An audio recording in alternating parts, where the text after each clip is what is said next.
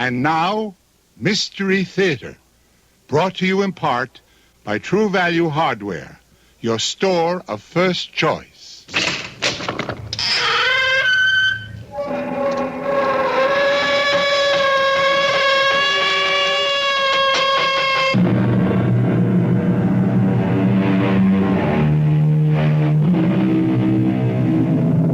Come in. Welcome. I'm E.G. Marshall. Welcome to the sounds of suspense, the fear you can hear. Vengeance is traditionally supposed to be the province of the Lord. But too often individuals decide that they will take it upon themselves to mete out punishment to those who may richly deserve it. The results are almost always devastating. As witness, you ask me how we're going to kill him, Harry. We're going to shoot Jason Grant in the belly. Is that painful? Very. You don't like the idea? I like it so much, it scares me. Then it's a deal. You're with me? I'm with you, all the way. Have you thought about a place, a time for the execution? Yeah.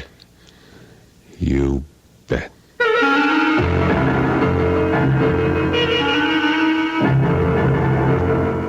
Our mystery drama, Dead for a Dollar, was written especially for the Mystery Theater by Murray Burnett and stars Paul Hecht. I'll return shortly with Act One.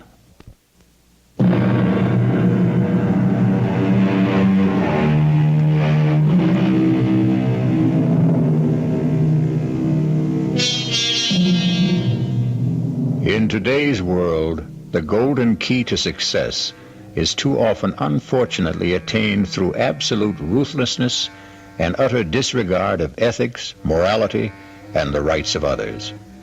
Jason Grant was a symbol of such success, a multimillionaire and a power in the world of international finance. Grant sat on a golden throne built on the ruin of many lives and many hopes. Along with his millions, Jason Grant had earned the hatred of more people than he bothered to remember. This day, two men in whom the fires of hatred burned sat in a bar. Another toast, Harry. Why not? To Jason Grant.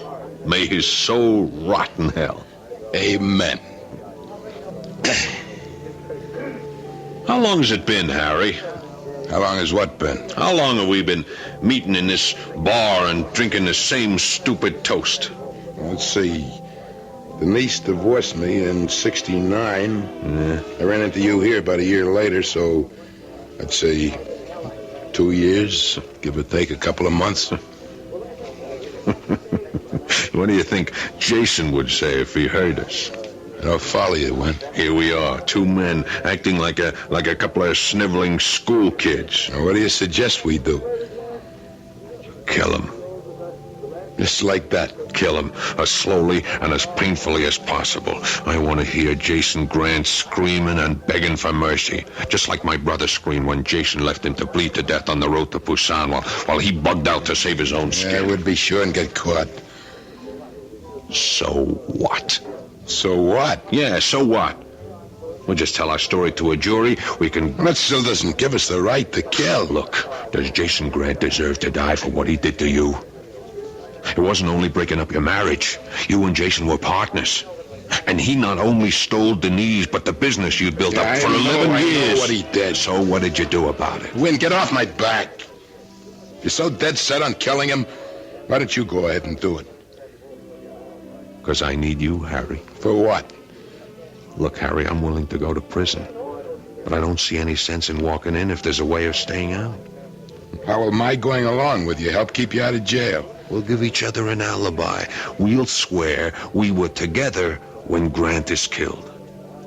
Have you thought about how we'd do it? I have. You see this? Hey, put that away. It's so uptight. It's a gun I picked up in. I figured I might have a use for it someday, so So I kept it in good condition. Put it away.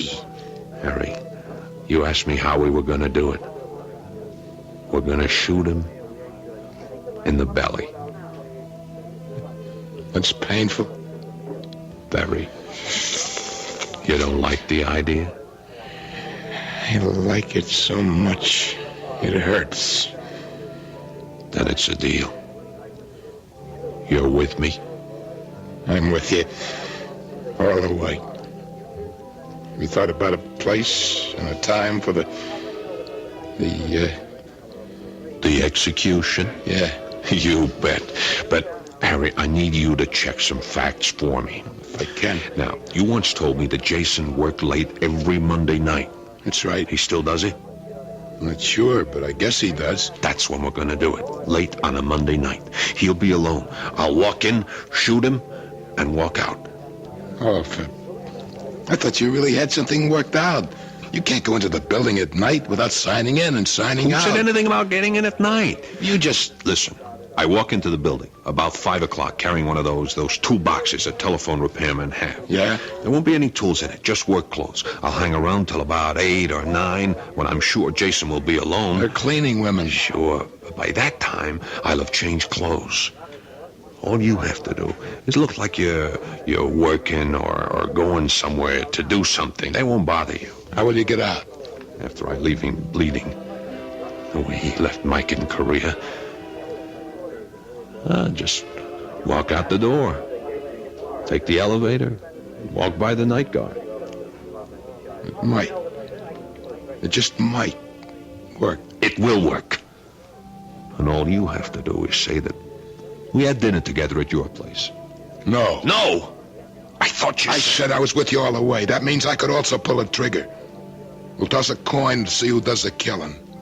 The alibi will work just as well at your place. You know how to use a gun? What's to know? Hey, what about the sound of the shots? No sweat. I got a silencer. Okay, let's toss. You're sure? Dead sure.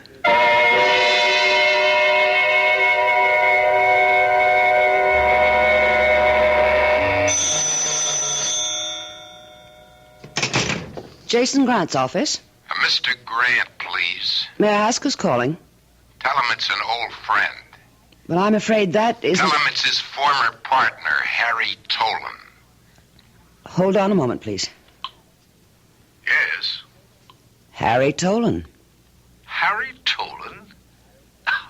Somebody's putting you on, Kay. Maybe. I've never met Harry, but he sounds as he would sound from what you've told me. Have I ever told you you're bright as well as beautiful? I think maybe once. Do you want to talk to him? Why not? He must be really desperate to call me.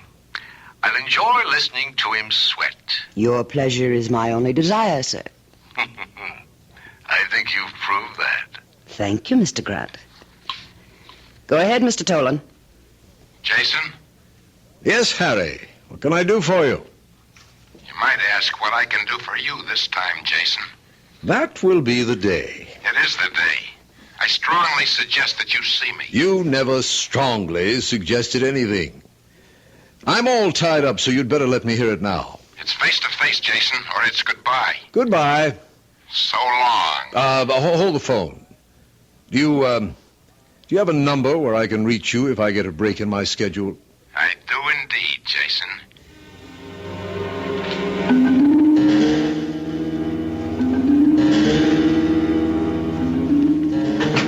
Jason, that secretary of yours is something else. You, of all people, Harry, ought to know that I have very good taste in women. Yes, I know. What have you got in that toolbox? Don't tell me you're now a mechanic. All in good time, Jason. You had something to tell me. Yes. Well, I don't have much time. You know the saying, if you can't lick 'em, join 'em? Come on. I've decided to join you, Jason, to do business your way. You wouldn't know how. Well, how's this for a starter? Before I tell you what you must hear, I want a certified check for $50,000. When I've finished, I want another 50. And you know me well enough to realize that I'm not going to give you $50,000 just because you asked for it. Not even to save your life? Are you trying to blackmail me, Harry? I'm trying to do you a favor. Your life should be worth at least $100,000. You're serious? You think anything else in the world would have brought me to your office?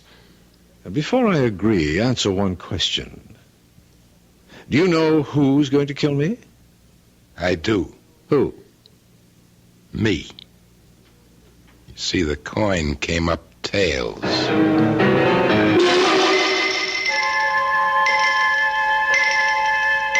The check will be here any minute. I suppose you start telling me about it. Suppose we wait for the check. You have changed. Here's the check. Certified as requested. Thank you, Kay. Not at all.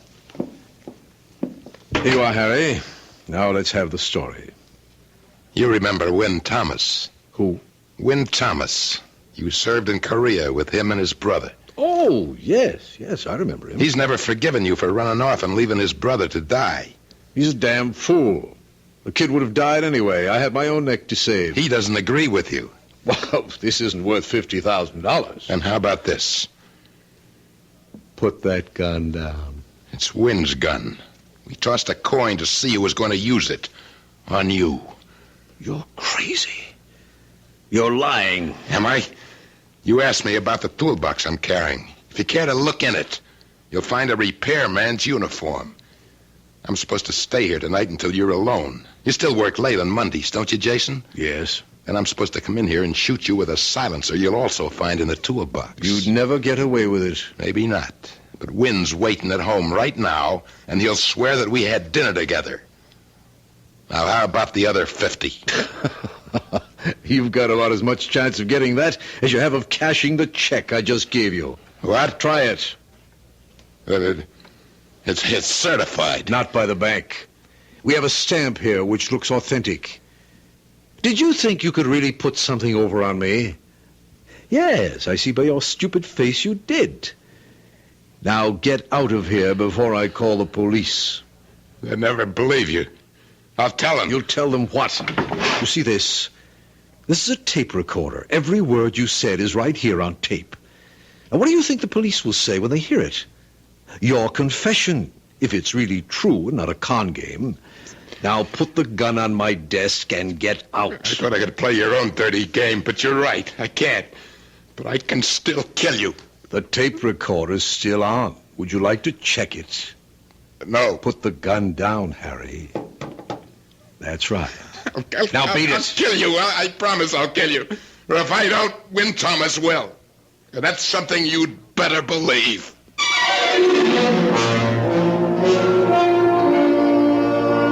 A murder has not been committed. Jason Grant, as you've heard, is an expert at riding roughshod over people. Believe me when I tell you that he was certain he had nothing to fear from Harry Tolan, nor was he too much concerned with Win Thomas. We'll learn whether Jason judged his men correctly when I return shortly with Act 2.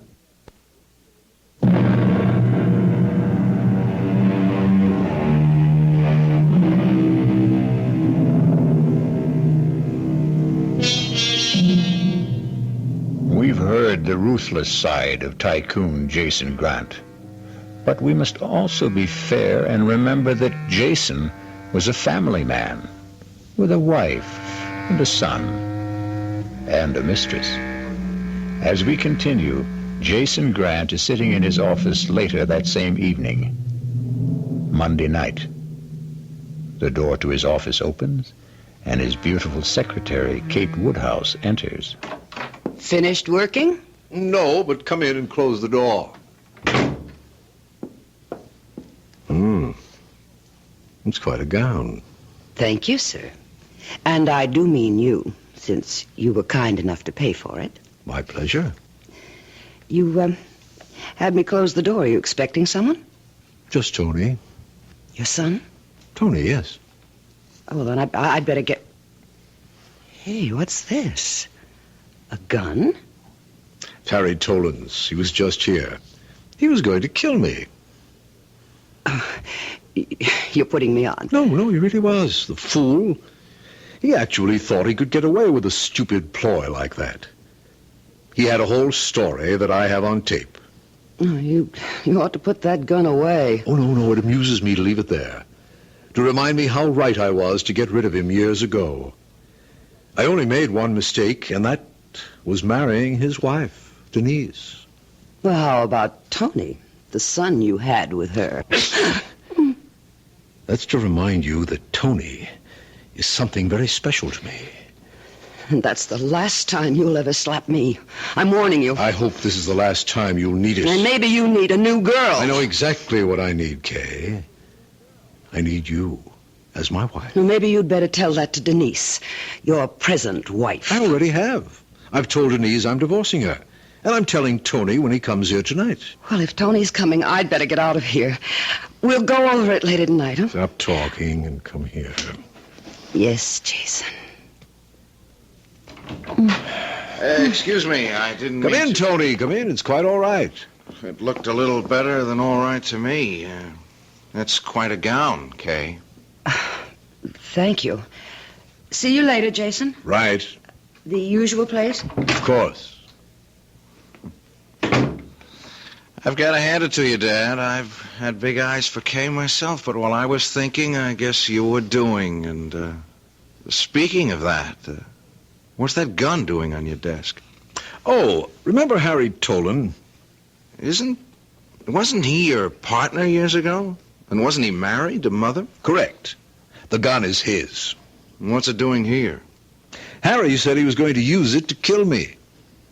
What? After all these years? Well, he wanted money. He said he'd make some kind of deal with me.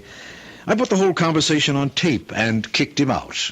He sounds like a fool. A good description. Now, what I wanted to tell you... If it's was- about the VCM steel deal, I've already taken care of it. They agreed to our terms. It's not about the VCM deal. Now, one thing you still have to learn, Tony, is to listen. Remember, people are sending up signals all the time. Now, if you can read them, you'll always be 1 or 2 steps ahead of them. What if you don't like the signals? Suppose the signal light is flashing red. What is that supposed to mean? The signal I see coming up is something about you and Kay. Right. And Mother. Right again. Well, why can't you play around with Kay? You haven't without- heard what I'm going to say. I don't have to. No. Oh, all right. Go ahead. I suppose you must have known that for many years the marriage between your mother and me was a matter of convenience. Look, Dad, I know how you feel about your mother, and so I wanted you to hear from me first that we've decided on a divorce. You mean you've decided on a divorce? You can put it that way if you like. But your mother will never have anything to worry about financially. Well, when you think that'll make Mother happy. It'll make her rich. That's not what she wants. It's what I want. And that's all that matters. What do you want? What about her? I see a quarrel coming. I don't think we should talk about this anymore On tonight. that I agree with you. Good night. Tony, Yes? think over what I've been saying about your mother being well provided for. She'll be fine, I know. I think you'll see it my way tomorrow. And if I don't? Then you'll see it my way next week.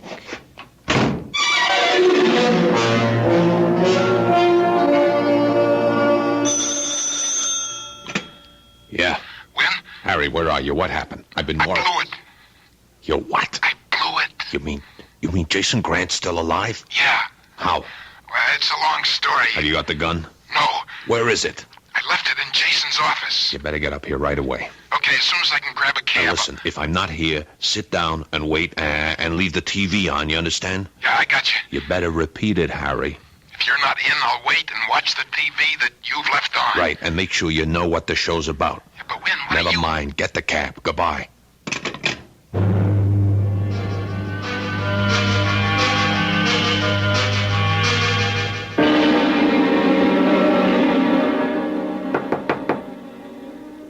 Mom, Tony? may I come in? Oh, of course, dear. Mom? I thought you were going to be at the office. I was. Dad told me. Oh, I know how you feel, and I'd want- rather not talk about it. That's what Dad said, but somebody has to talk about it. Why? Because Well, because you don't just throw 18 years of marriage down the drain like... Oh, you'd be surprised how many people do just that. I was surprised. Honestly. Well, yes, I could see that you and Dad weren't really getting along, but I thought... And you were wrong. Do you want it? Want what? The divorce. Of course I want it. You don't think I was very happy living with your father when... When what? Oh, Tony. Now, what's happening to us? We've never been uncomfortable with one another, and now we can't seem to talk straight. I can. Well, fine. What do you want to say? I want to know whether you're really happy about it or whether... You see, I said we couldn't. Or whether you're just saying that to make me feel better, or whether Dad forced you to say it. Oh, don't be ridiculous, Tony. How could your father force me to do anything? Oh, you know what Dad's like. Do you, Tony? Yes, I do. Please, Mom, I just want to know how you feel about this divorce. I told you, Tony. I feel fine. Just fine. The devil you do. And this is the first time you ever lied to me.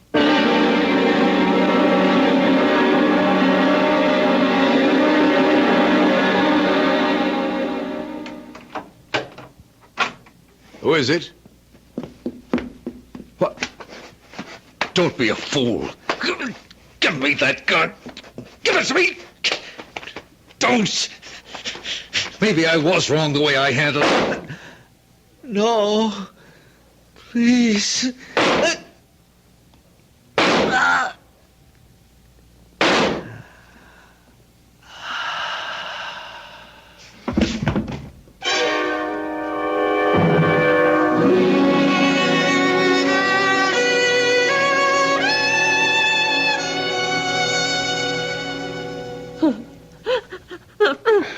I'm sorry, ma'am, but...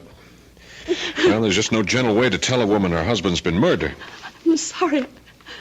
I'm hysterical, officer, but I... No, it's Lieutenant, ma'am. Lieutenant Metcalf. Oh, Lieutenant, how can I help you? Just a few questions. But when did it happen? As near as the coroner tells us, around 11 p.m. How? He was shot several times with a revolver. Oh. Well, I don't have to ask much about Mr. Grant. Everybody knows about him. I just want to find out if there was anything different about last night. I mean about him or his actions. Oh, no, nothing. He usually worked late on Monday evenings. Last night was no exception. How many people knew about this Monday night habit of his? Just about everyone. It's been in the papers, Yeah. and there have been magazine articles. Did he tell you about any special appointments that he might have had last night? No, he never discussed business with me, Lieutenant. You might ask his secretary. Miss Woodhouse? Yes. Yeah, that's being handled. Mrs. Grant, murder is a messy business, but I have to ask you this. How did you and Mr. Grant get along? How do any married couple who've been with each other for 18 years get along? There have been rumors, and I'm sorry. Yes, we were talking about getting a divorce.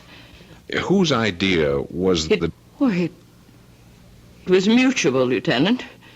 We'd both gotten tired of being married. I see. Is your son in?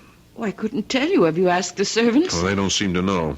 Oh, I'm sorry, but Tony's young and, well, he comes and goes as he pleases. Where do you think it would please him to go today? If he's heard the news, I expect he'll either come home or go to the office. Thank you. You've been most cooperative. I won't bother you anymore. Hello? Mom, are you all right? Oh, Tony, where are you? At the office. I rushed over as soon as I heard. There are cops all over the place. I didn't believe... Excuse me, Mrs. Grant, is that your son? Yes, he's at the office. Who's that? Who's there? A police lieutenant. May I speak to... Well, of course. Just a minute, Tony. Mr. Grant, Yes. I'm Lieutenant Metcalf. Your mother seems to be in pretty good shape. I'm in charge of the case, and I'd like you to wait for me at your office. I'll be right down. But Mom I told you she's all right. We sent for a doctor, and you can go home as soon as we've talked.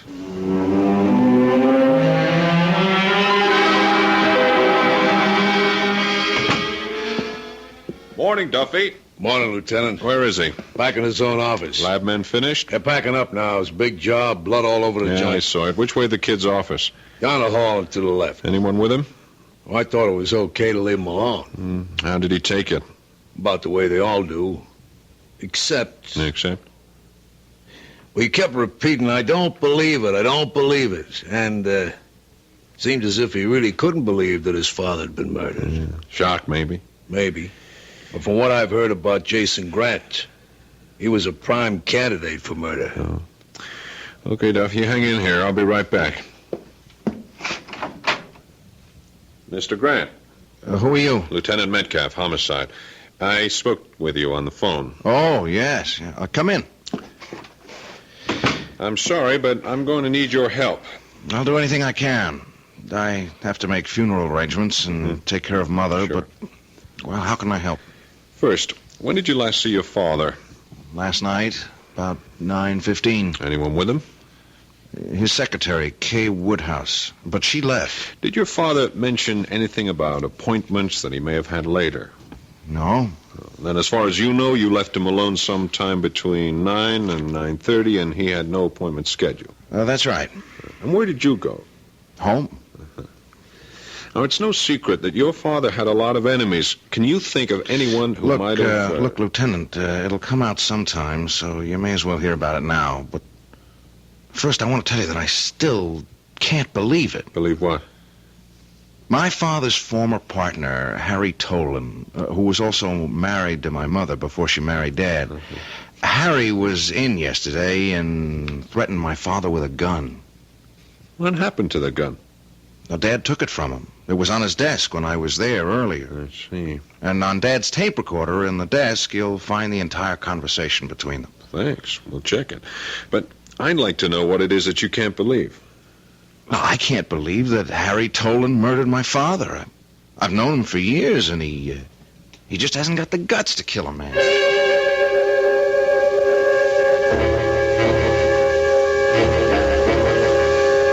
Why don't you leave me alone, Lieutenant? I never went back to his office.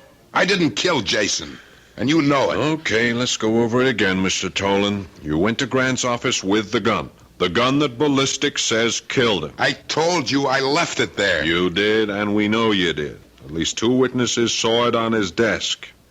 Now, you told him about the plot you and Win Thomas had cooked up. You asked money for your information. He laughed at you. That's right. Fine. So far. And then you went over to Win Thomas's apartment to tell him what happened. And we watched TV all night. I can tell you the shows that we... Tolan, you're in big trouble. You're smart enough to realize that. Forget that tired old gag about telling me the plot of TV shows. I want to know if you and Thomas were there all night. I told you. Now, what did he say to you when you reached his place? Hello. And then?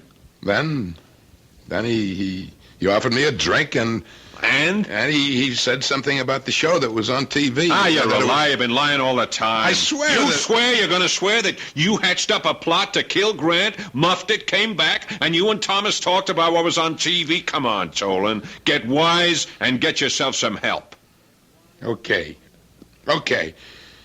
When Thomas wasn't there when I got there. He'd left the TV on. When did he get back? About midnight. Just about.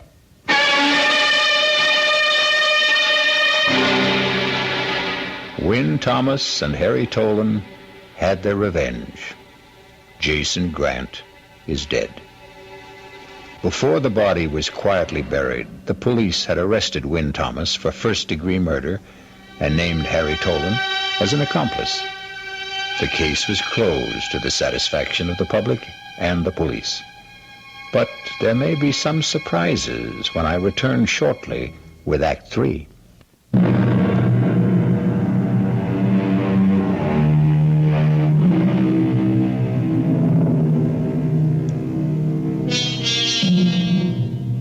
Jason Grant's death made headlines for 2 days. His funeral made the bottom of page 1. And then Grant was just about forgotten. To Win Thomas and Harry Tolan charged with his murder, Grant was still an important part of their lives. He was also much in the thoughts of his widow Denise, his son Tony, and in the report of Lieutenant Metcalf. Report from Lieutenant Metcalf, Homicide, 11th Precinct, on the murder of Jason Grant, to the Office of the District Attorney. 1. An elaborate plot was hatched, then botched, and it will be our contention that Win Thomas went to Grant's office to finish it off. Although we can place him at the building at the time of the murder, we cannot put him inside the office. 2. We know the gun was there and the silencer. Why then did Thomas use towels from the men's room to muffle the shots? 3. Why didn't he follow his own plot and change clothes and take the toolbox with him as planned instead of leaving it for us to find? 4. If Thomas was the killer, why didn't he take the gun with him instead of leaving it for us to find? 5. Ditto the tape recording, which Tolan admits having told Thomas was made earlier that afternoon.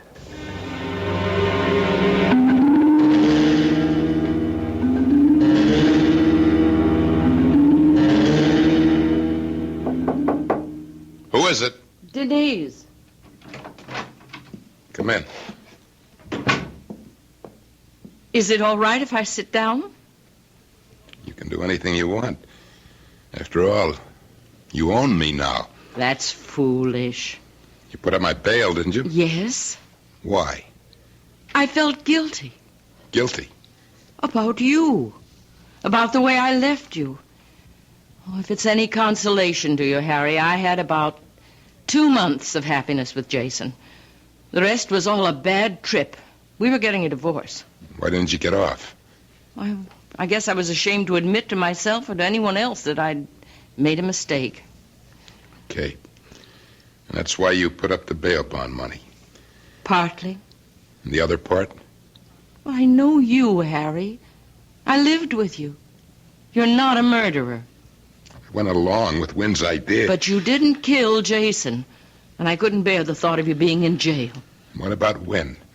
Well, I wasn't married to Wynn. Well, neither was I, but I've done just as good or as bad a job on him as you did on me. I don't understand. I told you I went along with the idea, part of which was that we would alibi each other. I tried, but I messed it up. I let him down. Would you like me to post bail for him, too? Would that make you feel better, Harry? Yes, it would. Where's the phone?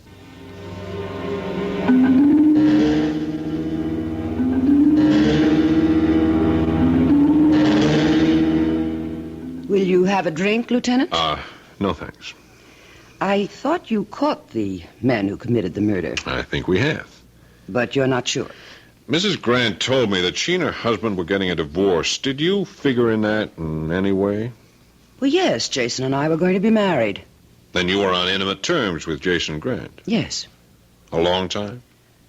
Our relationship started about a year ago. Then you'd know all about him. Oh, no one knew all about Jason Grant. Let's not fence. The night of the murder, when did you leave? About 9 o'clock, I've already told you that. Was Grant alone? No, Tony was with him. Did he know about your friendship with his father? I think he found out that night. He saw us embracing. And what was his reaction? An honest answer?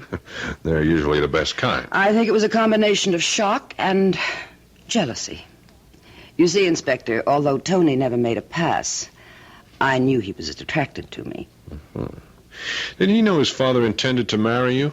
Not at that time. Jason was going to tell Tony that night. And did he? I have no idea. Why don't you ask Tony? I intend to. Now, you've told us that you came right home and never left the apartment. That's right. And when Grant never showed at your place, you went to sleep. Right again. Isn't that strange? I mean, you weren't concerned? You didn't know Jason, Lieutenant. He didn't like to be accountable to anyone for his actions. Mm-hmm. And really, of all the people involved, I had the most to gain from Jason alive. Dead, I get nothing. Yes, I'm aware of that.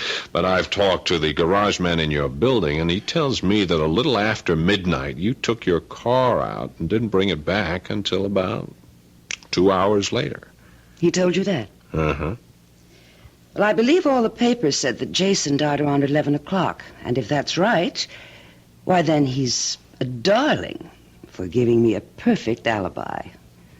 Wouldn't you agree, Lieutenant?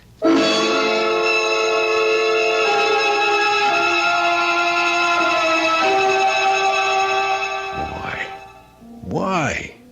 Why would she put up bail for me? I told you when, because I asked her to. I don't buy that. Well, you don't know her the way I do. And she doesn't know me.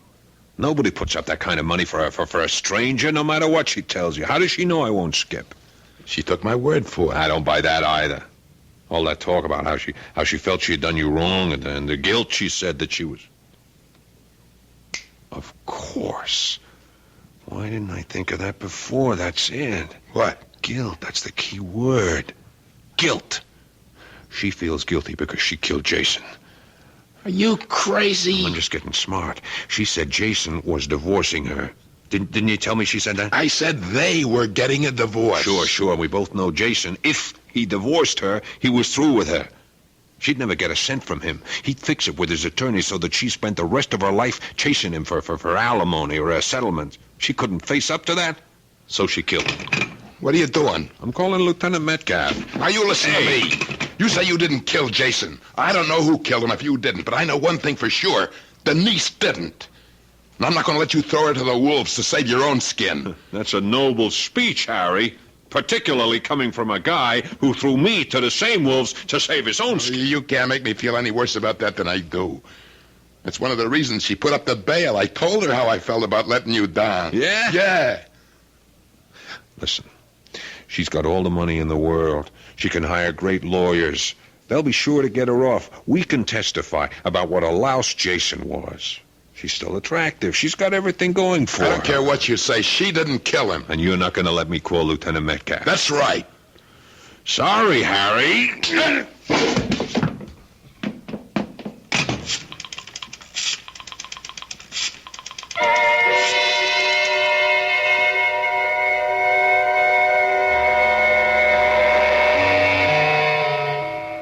Duffy, bring me the lab reports. Again, Lieutenant? You heard me. Coming up. Want some coffee with him? No, just the reports. Here they are. You know what you're looking for? Nope. The call from Wynn Thomas made a lot of sense. You think so? When she put up the bail, she had a motive. We got no one who'll swear she stayed home all that night. Yeah, we got no one who'll place her at the murder scene either. How about Wynn Thomas? Why don't you think he did it? I didn't say he didn't do it. It's just that there are a lot of loose ends. And I hate loose ends. Hey, You got something? look here. From the coroner's report. Here, look. Death resulted from one bullet in the heart. 3 other bullets were fired into the body, all below the waist. Well, I don't see what... It could be, Duffy. It just could be.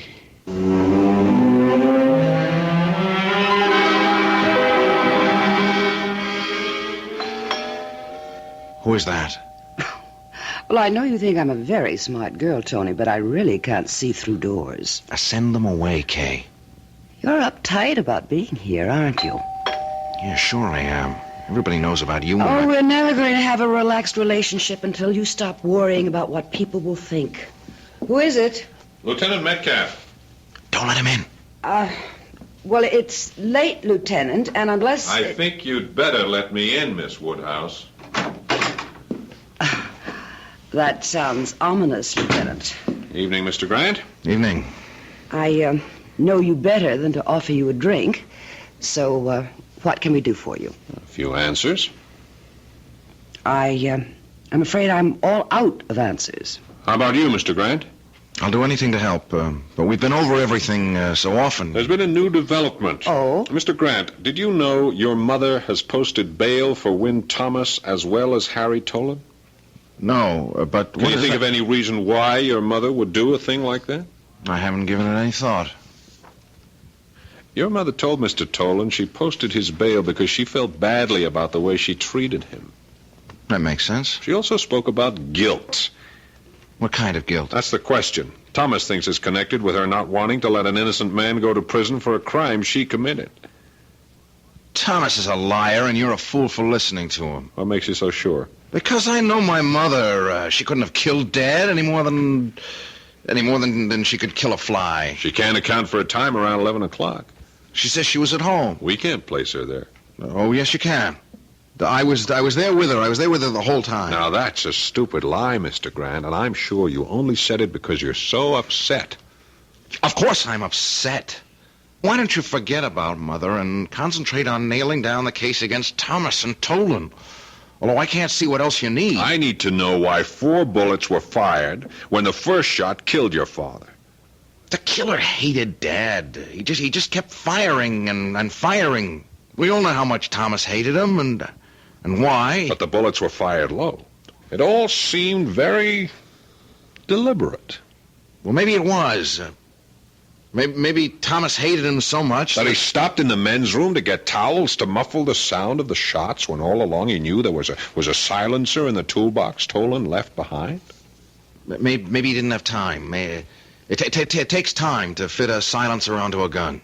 Or maybe the killer was someone who saw the gun but didn't know about the silencer in the toolbox. Yeah, that's possible. Does your mother know you're seeing Miss Woodhouse? I take it she doesn't. How do you think she'd feel about that, her son taking right up with the same woman his father... You do play a very dirty game of pool, don't you, Lieutenant? Murder is a very dirty game, Miss Woodhouse. Well, Tony, isn't the men's room locked? Does your mother have a key, or do you, Miss Woodhouse? I think you'd better get out, Lieutenant. This is my apartment, and don't come back without a warrant. That can be arranged. What do you think your mother's going to say, Tony, when she finds out that you're in love with Miss Woodhouse, just as your dad was? You think she's going to feel she killed your father for nothing? She didn't do it. She didn't. You know she didn't do it. I just couldn't stand seeing him hurt her that way. And all because he had a picture of himself as the great lover. The great, great lover. So I took care of him. I was glad to take care of him. The way he would have taken care of anyone like him.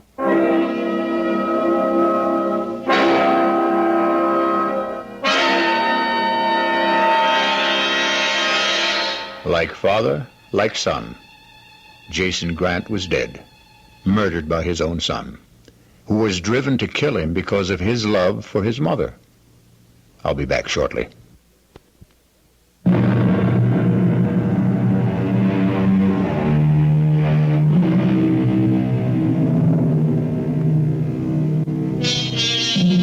Tony Grant confessed and was sent to a mental institution. As for Win Thomas and Harry Tolan, they had their revenge, and they found it empty. For a while, they kept on meeting every Friday night. But strangely, after a while, they found they had nothing to talk about and drifted apart. It was almost as if with Grant dead, their lives were now without purpose. Our cast included Paul Hecht, Tony Roberts, Joan Lovejoy, Mary Jane Higby, George Petrie, and Joseph Julian. The entire production was under the direction of Hyman Brown. This is E.G. Marshall, inviting you to return to our Mystery Theater for another adventure in the macabre. Until next time, pleasant dreams.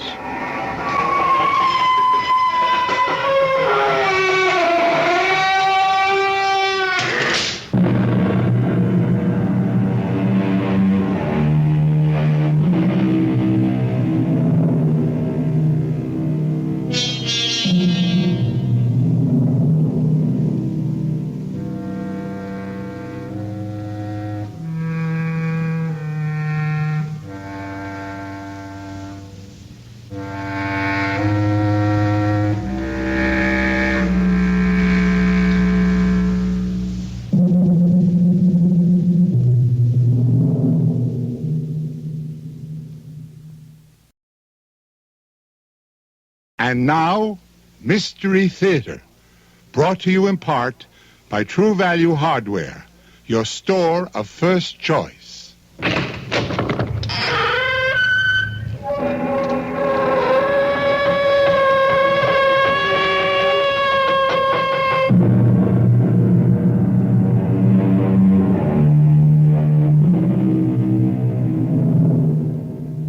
Come in. Welcome. I'm E.G. Marshall. Welcome to the sound of suspense, to the fear you can hear. Welcome to the world of terrifying imagination. Our story is about a very old man living just outside a tiny village. A very old man whose long life has been lived close to the soil and close to the people he loved. People still living and people long dead.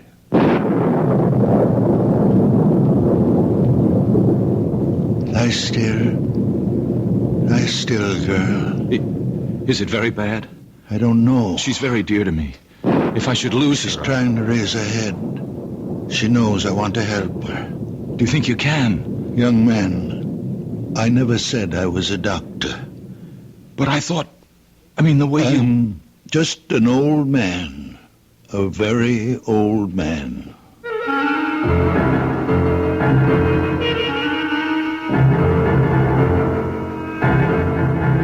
Our mystery drama, A Very Old Man, was written especially for the Mystery Theater by Elspeth Eric and stars Santos Ortega.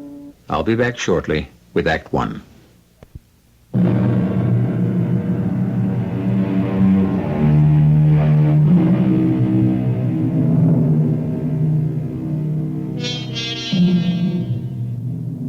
Look long and carefully at the face of a tiny baby.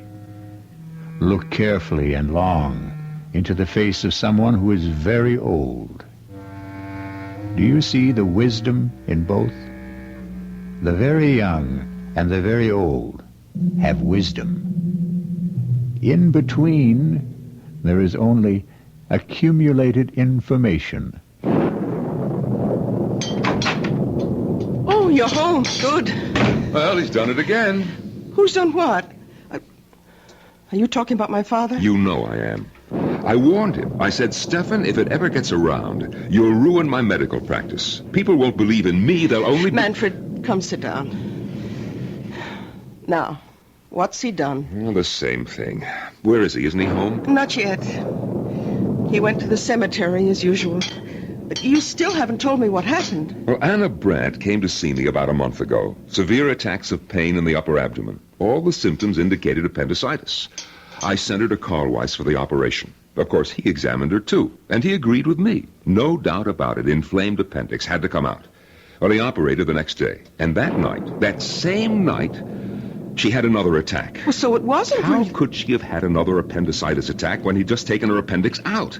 Well, he was as flabbergasted as I was. Yes, but what's it all got to do with my father? Stefan happened to be in my office the day Anna Brandt first came to see me. You know how he loves to hang around the office. Anna Brandt wasn't 10 feet out of the office when he told me there's nothing wrong with her appendix. Oh, not again. I can't have my father-in-law, who's been a farmer all his life, telling me, a doctor with a reputation, that I don't know what's wrong with my own patients. Of course you can't.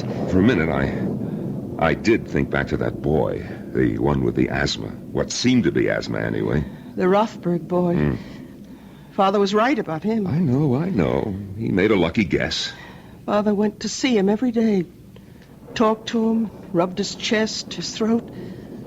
In 2 weeks, the boy was all right. The boy was hysterical, over-aspirated, nothing more. But this business with Anna Brandt, the day she came to see me, Stefan was asleep in the waiting room. I was explaining to Anna that I couldn't perform the operation, simple as it is, because of my hands, my arthritis. But I would send her to Carl Weiss. Well, she accepted that. Everybody knows about my arthritis. And she said something pleasant to Stefan. That was the first I knew that he wasn't asleep. Well, he didn't answer her. He just stared at her as though he'd never seen her before. I reached for the phone to call Carl Weiss. Stefan got up, came over to the desk, and took the receiver out of my hand. Manfred. Stefan, don't. It's not so. Not so. Have you had a bad dream, old man? It's not so what you said to Anna Brandt. There's nothing wrong with Anna Brandt's appendix. Stefan, don't start diagnosing again. You're not a doctor. There's nothing wrong. We had enough trouble after you diagnosed the Rothberg boy. The Rothberg boy never had asthma. All right, it turned out that he didn't. But that was a lucky guess. And it didn't do my reputation any good when word went around that you'd been right. I never told anybody. Yeah, that's what the boy did. And his mother did. And people started coming to the house, coming here. All of them wanting to see you. But I told them to go away. It's not always that I can help. Well, I keep hoping, expecting God knows what miracles. Now are you going to start the whole thing up again with Anna Brandt? There are 3 of them. Come on now. Get your coat, Stefan. They're dark, brown or black, and hard. Hard. It's getting late. They're the size of olive pits. Are you talking about Anna Brandt? I saw them close together. They were high in her body. About here. 3 of them. You saw them, hmm? 3 of them. The size of olive pits. Lying here. Above the stomach.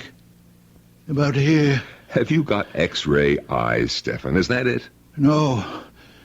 No, my eyes are like everybody's. Well, then, what do you mean you saw them? Her body was transparent. I could see right through it. As though the skin had been removed. I could see everything. Carl Weiss was as confident as I was before the operation, and he was as confused as I was after. I swear I don't know what made me say it, but I said it. I said, Carl Weiss, could it be a stone? A gallstone, perhaps? Well, he was taken aback a little, but he couldn't deny a possibility. Maybe a remote one, but a possibility. I felt like a fool, but I told him I thought he should go ahead. And he did. This morning. And he found? Gallstones. 3 of them. The size of olive pits.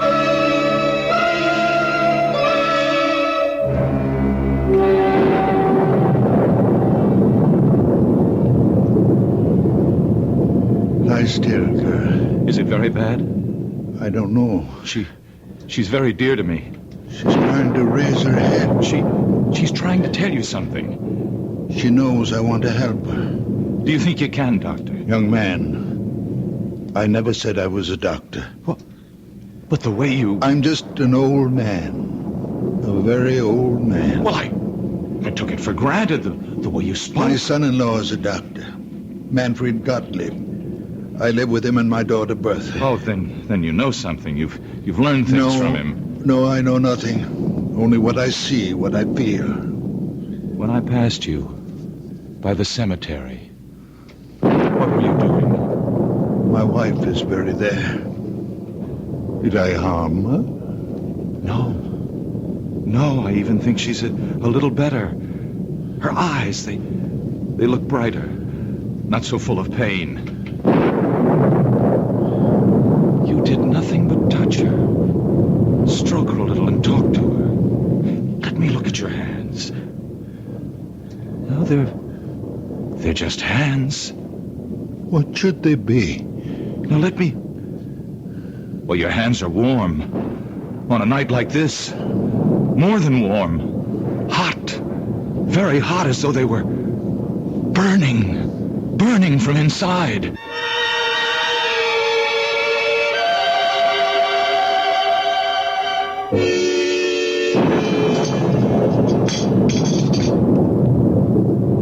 If it should get around about Anna Brandt... You don't think I'd tell anyone? Well, these things have a way of leaking out. Look, you're not going to tell Father, are you, that Carl Weiss found the 3 stones? You think I shouldn't? He wouldn't tell anyone. He didn't tell anyone about the Rothberg boy. It was the boy's mother who shouted it from the housetops. And look what happened. People showing up here. When he saw them, he hid in his room. And when they left, he went to the cemetery. Sat by my mother's grave. You think that he's there now? Oh, I suppose. Sometimes he stays for hours. I wish he'd get home before the rain starts.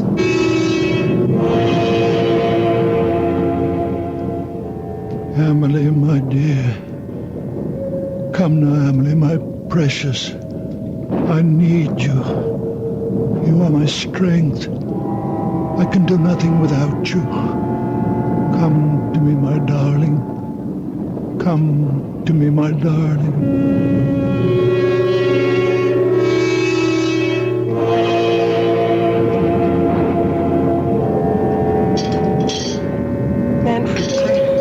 I don't want him to start thinking that any of this is real. He mustn't think that he has some magical power. Listen, if you treat him as though he were possessed in some way, he might begin to believe it, and then his mind... Who knows what might happen? Bertha, have you thought that perhaps it's already happened? No. That he is deranged? I won't believe that. He's my father. I love him. He's old and childish, and sometimes I'm impatient. I am too, often. But only the way I'd be with a child. In many ways, he is my child. The only child I have. Oh, my dear. I thought you'd stop brooding about that. Oh, I have. I stopped last year when I turned 40. But that's why. Because I have no child, he's twice as precious to me. I understand. I do understand. You know that I'm fond of him. Then let's leave him as he is. Don't let him think he's different from other people. Whatever you say. You know, the Widow Holder has been asking for him. The Widow Holder? Why? They keep telling me in the village that she has this great swelling on her head, big as an egg. Yes, I've heard about it. And she's afraid of doctors. Bertha, you don't suppose... The rain, it started. It's coming down like crazy. Oh, Father! Oh, thank goodness. I made it. Just in time. You shouldn't take such chances. Why weren't you home for dinner? Where have you been? I kept something hot for you. Thank you. Now, give me your coat. That's it. Oh, where were you all this time? Didn't Bertha tell you? At the cemetery. You didn't go to see anybody? No, I didn't go to see anybody. No.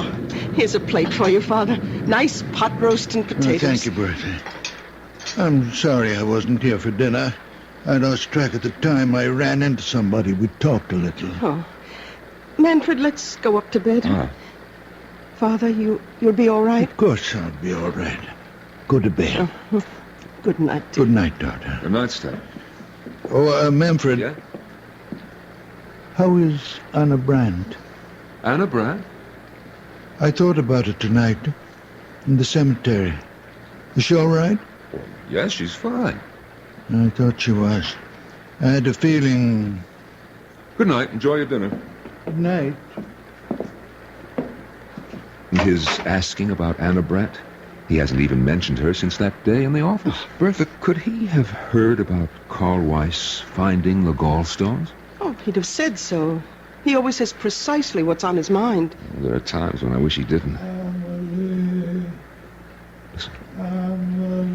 Listen, he's talking to himself in the kitchen.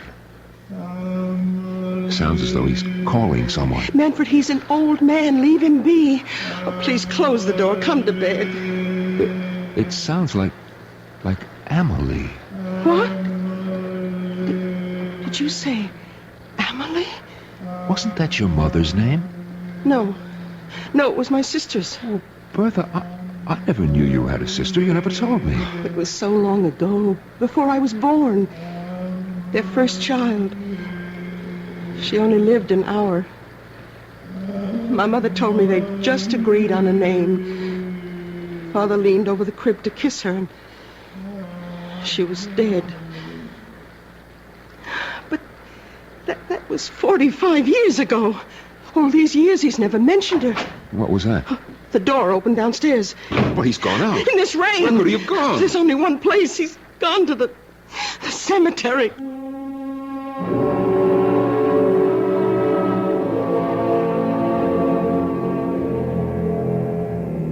When those around us cannot understand, where do we turn? When the world is dark, where do we go? To the unknown? Or to the once familiar, the once well-known, the once well-loved?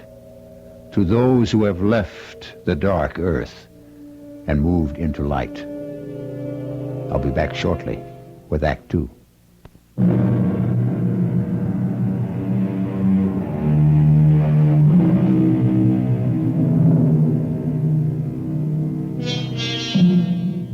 Now come back with me to the story of a very old man and the people who loved him and could not comprehend him, or could not comprehend him because they loved him, or because they tried too hard.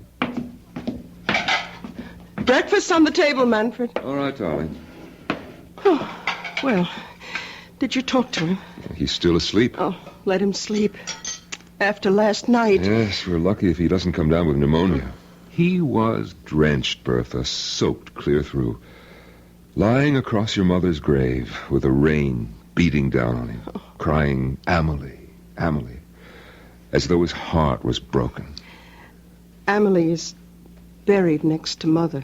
Bertha, are you going to ask him about her? Oh, it's been so long. 45 years. You know, in all that time, I've never heard him say her name. Naturally, I never mentioned it. She died years before I was born. Your mother never talked about her? Oh, just that once. When she told me she wanted to be buried near her. And how she died. Manfred, she was only 1 hour old. Yes, crib deaths. They happen. We don't know why. They thought of naming me Amelie at first, my mother said. It's a pretty name. Now, who's that? So early in the morning. Yes. Is this the Gottlieb house? Yes, it is. And you're Manfred Gottlieb, Dr. Gottlieb? Yes, I am. But I don't see patients at home. My office is... Oh, no, I'm not a patient. The patient's outside. Well, bring the patient to my office in about an hour. No, there's no need. She's quite well. Completely cured. Well, then what's the point of... I hoped I could see the old man. Your father-in-law, is he? Stefan? What's this about my father? Madame, good morning. Beautiful morning, isn't it? After last night, all that rain. You wanted to see my father? If I may. Well, what about? He's asleep. Oh, I'm sorry. Well, when he does wake up, would you tell him the patient recovered and is better than ever? Lively, frisky, enjoying life to the full, romping in the fields. What patient is this? You said she's outside? Yes, right there. Look, the picture of health. I don't see any... You don't mean... Well, not the horse. Yes, my prize mare, my favorite. I thought I might have to have her put away, but your father, madame. Oh, yes, it's all due to him. Well, when was this? When did you meet Stefan? Last night. Just before the rain started. Didn't he tell you? Oh, well, come inside. Huh? Have some coffee with us. Oh, thank you. Sit down. Manfred, get another cup. May I introduce myself? Otto Kraus. Well, I'm Bertha Gottlieb. This is my husband. Oh, but then my father must have told you. He lives with us. Your father is quite a man. Your coffee. Oh, thank you. Yes, you see, I was returning to the village, and I was passing the cemetery. Suddenly the mare sank to her knees. Her legs seemed to give way completely. And there she lay on her side in the middle of the road. I was frantic. I thought perhaps a stone bruise, but I looked at all 4 hooves. Nothing. And there I was, half a mile from home, my precious horse stretched out on the road and a storm coming up. And then I heard a sound coming from the cemetery. Someone calling a name. Was it Amelie? Yes, something like that. I shouted for help. In a minute, an old man appeared. Stefan. My father? Yes. I asked him to help me, but I wasn't sure he even heard. He seemed very distraught. He went straight to the mare, knelt down, and took her foreleg in his hands and started rubbing it very gently. He knew which one was hurting her. And after a while, the pain went out of her eyes. Couldn't understand it. It was something about the way he touched her. I asked to see his hands, and he held them out. And even before I touched them, I could feel the heat spreading out from them. Heat? What heat? Haven't you ever noticed? The extraordinary heat from his hands? No, I can't say that I have. Oh, but it's true. His hands give off a warmth. I can't believe you've never noticed it. Well, it could have been on such a wet, cold night. It only seemed that way to you. You imagined it. Oh, I suppose that's possible, but I didn't imagine it when the mare got to her feet. Well, she was all right? I walked her home. I couldn't quite believe it all. I bedded her down. And this morning, all I could think was I must tell the old man about it. There are stories going around about him in the village. Perhaps you've heard some of them? Well, I'm only here on a visit to see my aunt. I don't live here. Well, he doesn't really do anything. He's just around. And people love him.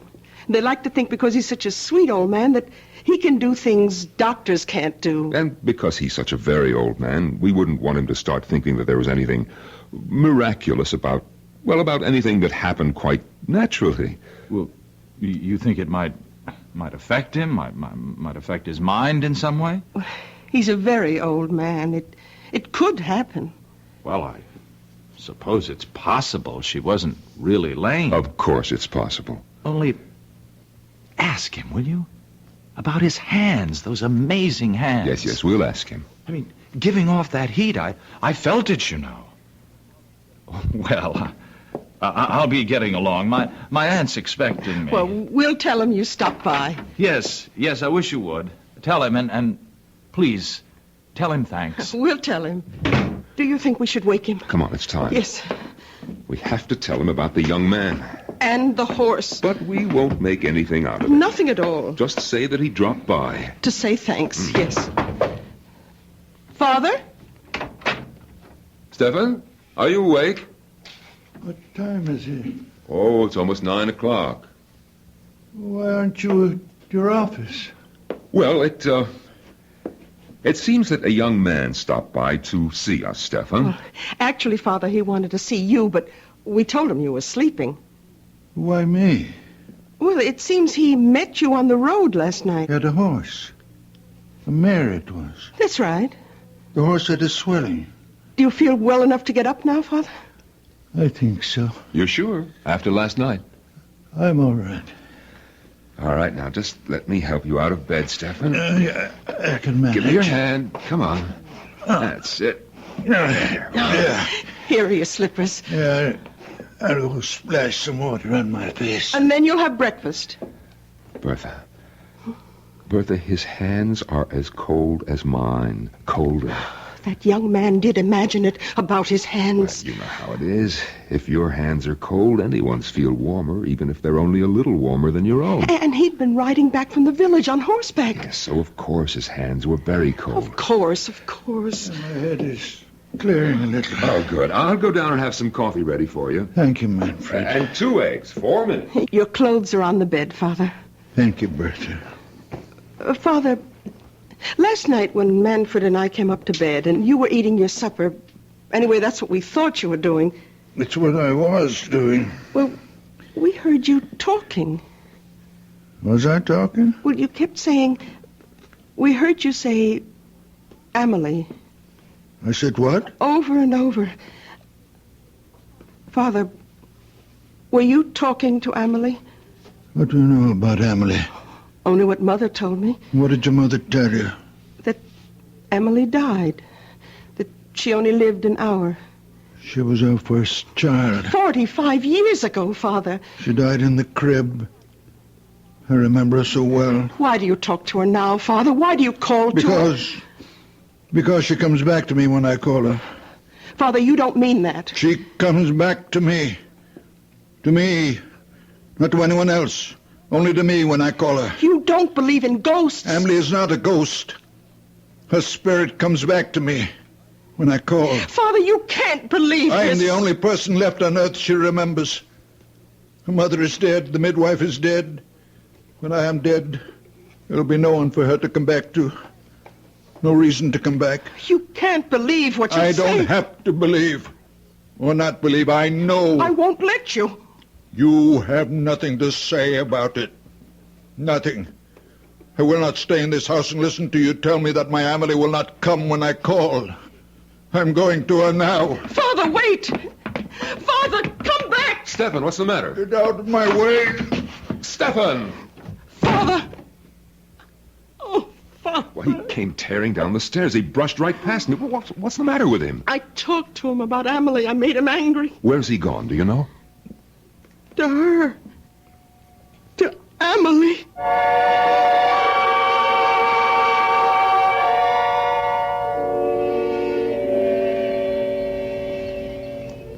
Emily, I need you, darling. Come be with me, my darling. Your father needs you. I need you, my sweet Emily. Old man? Oh, my Emily. Stefan? Emily.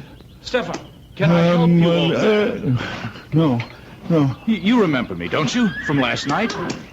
You're the young man with the mare. She was lame. Ah, you should see her now.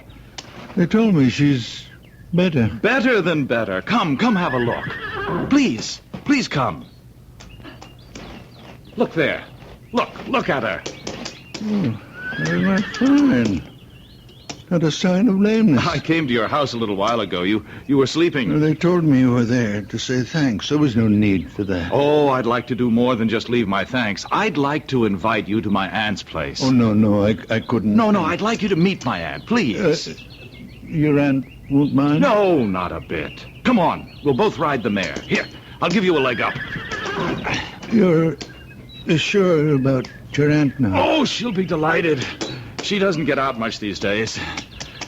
Is she very old? Well, she's not young, but that's not why she stays home. She has this disfiguring growth on her head. It makes her shy. Well, she should see a doctor. No, she won't. Absolutely refuses, won't hear of it, hates them all. Oh, that's very wrong. Oh, yes, all the money in the world and won't go to a doctor. So she sits in her parlor and reads her Bible.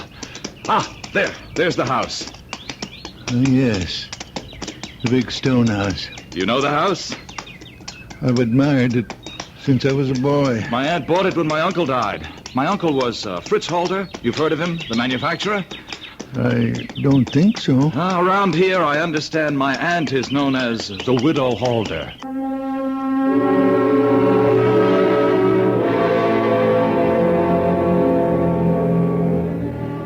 Some folks are afraid of one thing, some are afraid of another. Everyone who's afraid wants to run and hide. It's natural. Most natural thing in the world. But what may be hiding in the hiding place? That's the question. It could be something else to be afraid of. I'll be back shortly with Act 3.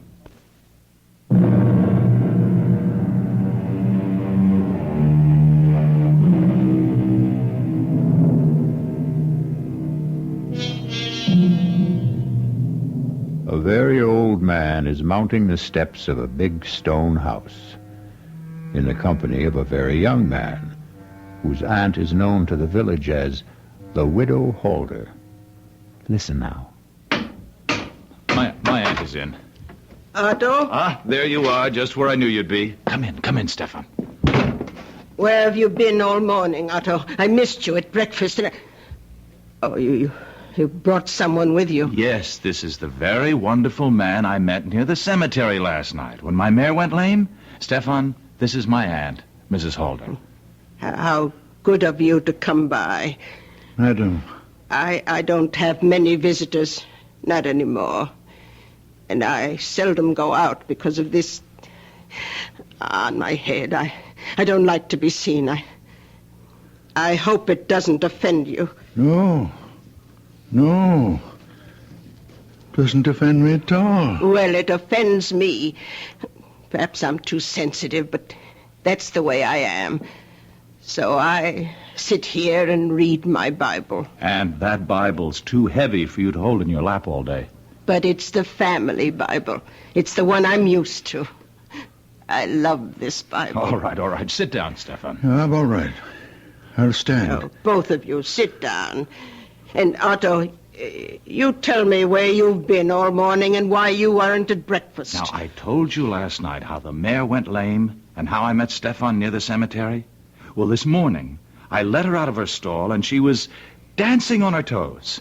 I couldn't believe it. Stefan hadn't done a thing but rub her postern a bit. Is that really all you did? I did nothing. Well, he talked to her, rubbed her foreleg, and talked to her.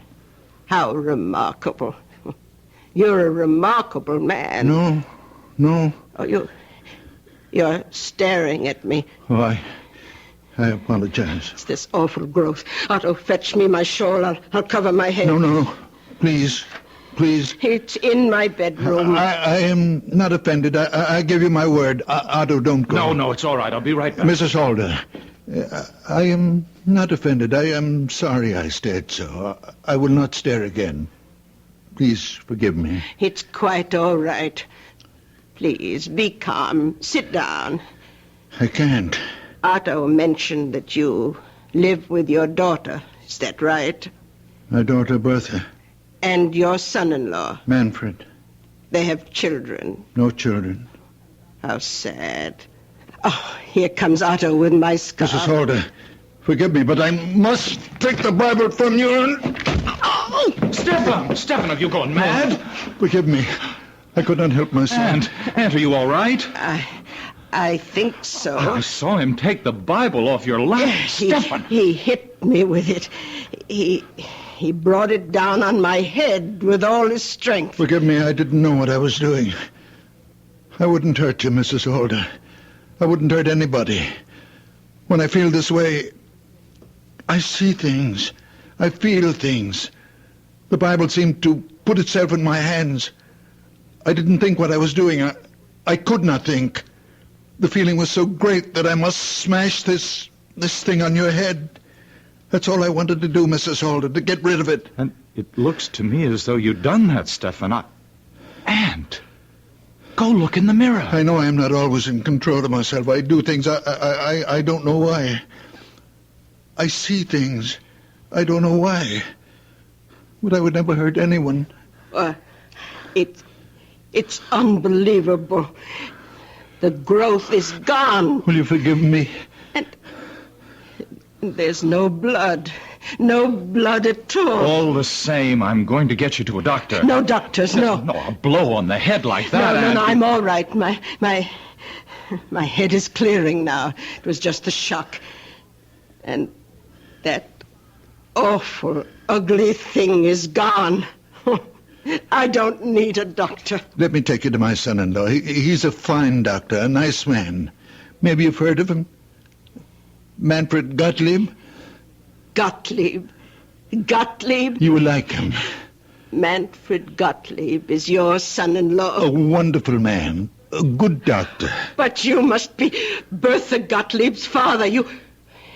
You cured the Rothberg boy. And I've heard talk about Anna Brandt. Look what you did for Otto's mare. Look what you've done for me. Oh. Why, you're the man I've been trying to find. I've been asking for you. It was God's hand let you here. Let me take you to Manfred's office. I don't need him.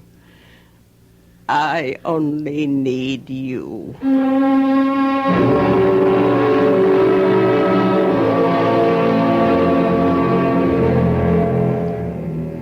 If I've hurt your aunt in any way... We'll soon know. Otto, I don't want these spells that I have. I don't ask for them.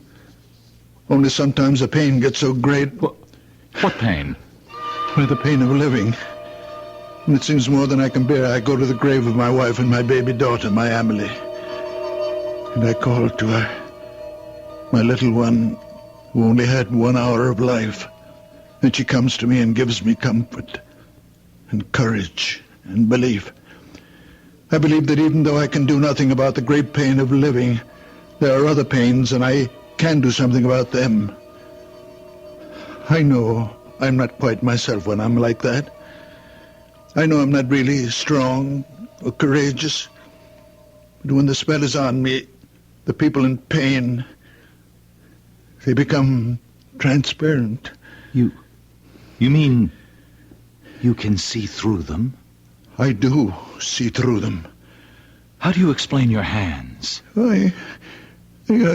Just hands? Oh, no. The night you massaged the mare, I took hold of your hands and they gave off a glow, a sort of radiating warmth. I know, I felt it. They burned like a steady flame. Perhaps I grow feverish when Emily is with me. Now, you go home and rest, Mrs. Holder. Come back in a few days and I'll change the bandage, or you can do it yourself. I'll do it myself. She's all right, Doctor? Right as rain. Well, what was it? I mean, the growth on her head. It was a wen, a common, ordinary wen, a hardened cyst. If you'd come to see me, Mrs. Holder, I might have recommended that you have it removed by surgery. Oh, no. On the other hand, I might have done precisely what my father-in-law did, broken it with some heavy object. Probably not the Bible. Come, Aunt. I'll take you home. And thank you, Dr. Gottlieb. You may get more of these growths, these wens on your head, Mrs. Holder, or someplace else on your body. Now, if you do, call me and I'll... Oh, no. No, thank you. I know whom to call. And you'll come, won't you, Stefan? Of course you will. No offense, Doctor, but I put my faith in Stefan. Goodbye. Goodbye. Thank you. Goodbye, Stefan. No offense, Doctor, but I put my faith in Stefan. Why did I bother to become a doctor at all? Why all those years at school? Why did I take examinations, get my license? What good is it if everyone would rather put their faith in a farmer? Manfred, I'll never do it again. Come in, the door's open. Oh, you again? Doctor, those pains are back. Well, of course those pains are back, because you've been drunk day and night. What do you expect? Can't you do something, Doctor? No, I can't. Only you can. Stop drinking. You've been drinking steadily for 30 years, and you have cirrhosis of the liver. But the pains are awful. Stop drinking for a month, and then come back and see me, and don't come back before. Silly old fool. Hasn't been sober for 10 minutes since he was 16. I can't help him if he won't... Manfred, he has an obstruction of some kind. He has a diseased liver. But he has an obstruction in the intestine. Now, look, you're not starting all over again, are you? I saw. I could see it. It's getting to be more than I can take, Stefan. You're interfering. I saw. He was standing in the doorway, and I saw. His body was transparent. I could see everything. In his intestines, there is an obstruction. And that's what gives him pain. Stop it, Stefan. I'm warning you. It's all so clear, I know. You're going to stop it if I have to.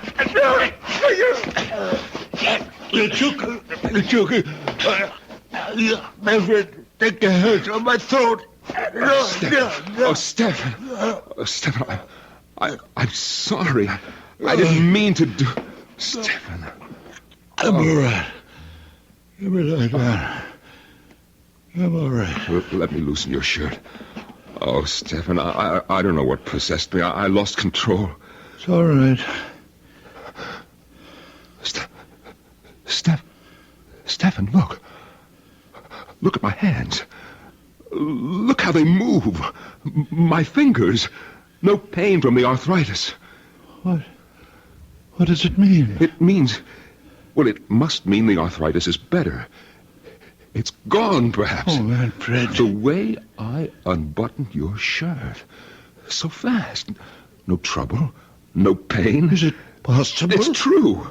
Look. Look how I can move them, Stefan. The way you used to. Stefan, I felt the warmth Otto was talking about. The heat from your hands. When you were trying to tear my hands from your throat, I felt it. A warm glow. You really felt it? Yes, a glow. A radiance. Stefan, give me your hands. Yes. There it is. It's a fire.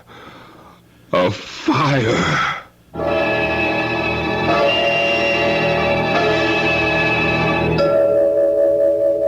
Bertha! Manfred, please. I think you're wrong. No, how can I be wrong? Look at these fingers. Look how they move. Watch me unbutton my coat. Oh, Stefan, I had to lose my temper. Try to choke you in order to touch you. I might have killed you. Oh, you wouldn't Where's have. Bertha? Bertha! Manfred, you're excited Excited? now. I'm delirious. I can go back to surgery. We'll be rich again. Our lives will change. Yours, too. I don't want my life changed, Manfred. It means my daughter thinks me... mad, deranged. Oh, she won't. It's only when my Amelie is with me, my little one, that I seem. It's Amelie who gives me the power. Bertha, where are you? Are you upstairs? I'm nothing without Amelie. It's her innocent soul that enters into me. What are you doing home at this hour? Bertha, where were you? Oh, I was taking a nap. Bertha, look. My hands. Look how my fingers move. What happened? Your father happened. His wonderful hands. Bertha, you remember the young man with the mare? How Stefan put his hands on the mare's foreleg and the mare got up and walked? We don't know that. It's true. You haven't seen the mare? It happened to me, believe me. I can't. I didn't believe it either, but then Mrs. Holder came to the office. Mrs. Holder? Yes, she's the aunt of the young man with the mare. Stefan went to see Mrs. Holder. He didn't. Her nephew took him there, Bertha. And Stefan broke the wen on her head with a big Bible. Oh, no. He did right, Bertha, right. It was only a wen, and he was right. He didn't know what he was doing, and he was right. Manfred, you must stop this talk. Bertha, after Mrs. Holder left, an old patient of mine came in. The man has been a drunk for years. I was sure his liver was enlarged, diseased. I sent him away. And then your father said, Manfred, you are wrong. The man has an obstruction. His intestines are blocked. You believed him? No, I didn't believe him. I was out of my mind with rage that he would dare to tell me that I was wrong. But Bertha, I took him by the throat. He tried to tear my hands away, and it was then. Bertha, it was then that I felt the heat, the blessed heat from his hands entering into mine. And now look. Bertha, if he can use his hands, be happy. Father, how long will it last? How can I know? Your moods, your spells, they've bewitched us all. I never meant harm. Oh, they've got to stop. I want you to stay away from the cemetery. I'll stay away. I'll watch you every minute. If you like. I won't let you out of my sight. I'll treat you like a child. As you will. Because you are a child. I am a very old man. From now on, you're my child. No. From now on, you will have your own child. A real child. Not me. What? I can see. The child is growing inside you. Soon you'll know it yourself. Next spring, you will bear your child, and it will be beautiful. A little girl. And you will... I hope you will give her the beautiful name of Amelie. Father!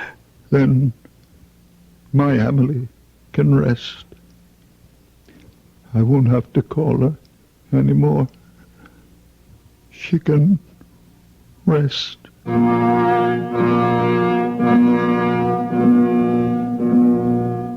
Did you believe our story? For that matter, did I? Now, really, what difference does it make if you believe it or if I do? For the truth is that none of us knows what transpires in the mind and heart of a very old man. I'll be back shortly.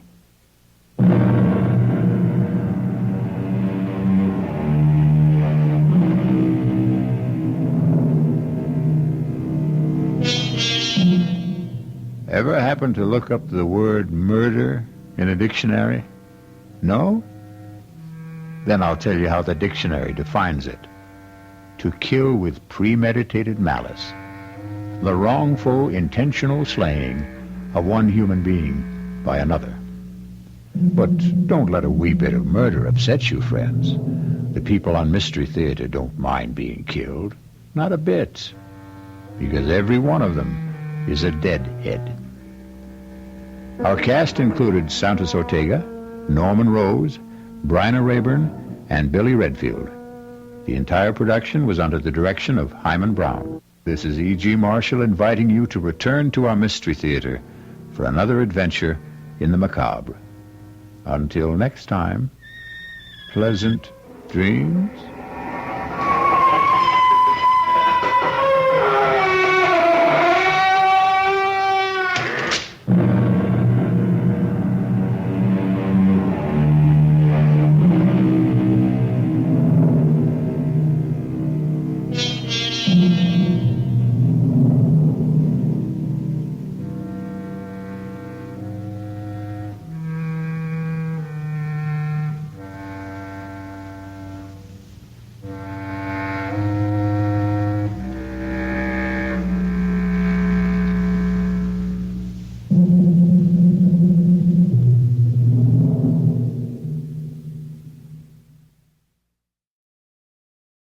And now, Mystery Theater, brought to you in part by True Value Hardware, your store of first choice.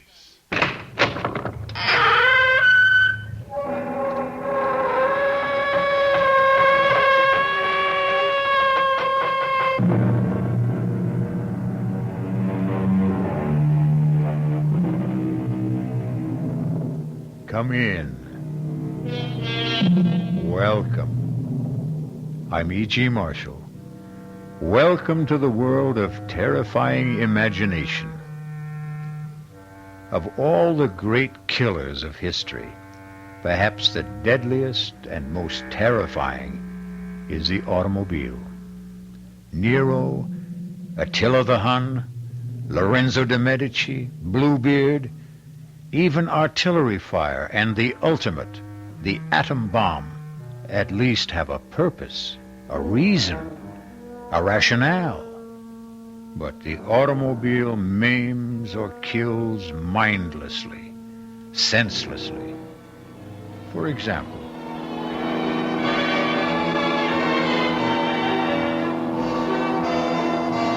this is old Long Jack here in the studio on a lonesome, wet, foggy night. Must be saying if you're on wheel, real careful tonight. It's heavy, man, heavy. Oh, shut up, you fool. If you just let Big Daddy help you out, all you... You can't help me, Big Daddy. Oh, I must have hit something. Somebody. Split. I got a split.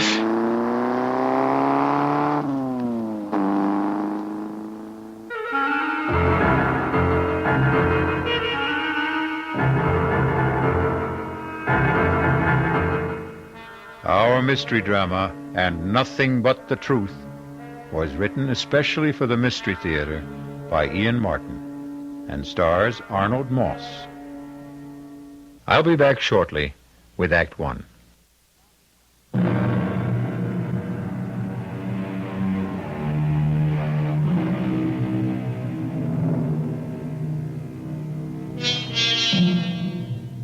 Was the accident we heard a few minutes ago another statistic of the road? An innocent victim? A careless driver? The victim's family broken and lost? A young man whose carelessness had blighted a bright new manhood and a promising career? Or was the driver lucky this time? Lucky in a way far beyond his hope or expectation? We're about to find out with David, the young driver, as he paces his living room floor, waiting for his father to come home. Dad? David. David, what are you doing up at this hour? I didn't hear you come in. I thought you'd never get home. Where you been? Well, now do I have to start answering to you for my whereabouts? What? What? Oh, you mean like Mother? Yes, like your mother. I'm sorry, Dad. Well, for your information, I was working, correcting term papers. It wasn't that I... David, I'm very tired. You all right, Dad? You look like you had an attack or something. Well, don't be silly. I said I was tired. What's wrong with you? You've been drinking. Yes, I wish I hadn't, but I did. Oh, okay, son. Take it easy. Whatever it is, we'll work it out. Well, where's your sports car? Didn't you have it out tonight? Yes. I left it parked on the street. Well, you better put it away. There's no sense in leaving it out in this rain. Dad, I've got to talk to you. It's about the car. What about the car? I didn't know what to do. I hit the panic button. I ran. But what else did you hit? Someone. A man, I'm pretty sure. Down near the railroad. You know where the big curve comes around by the station opposite Franny's place? I think it was one of those old winos that hang around there.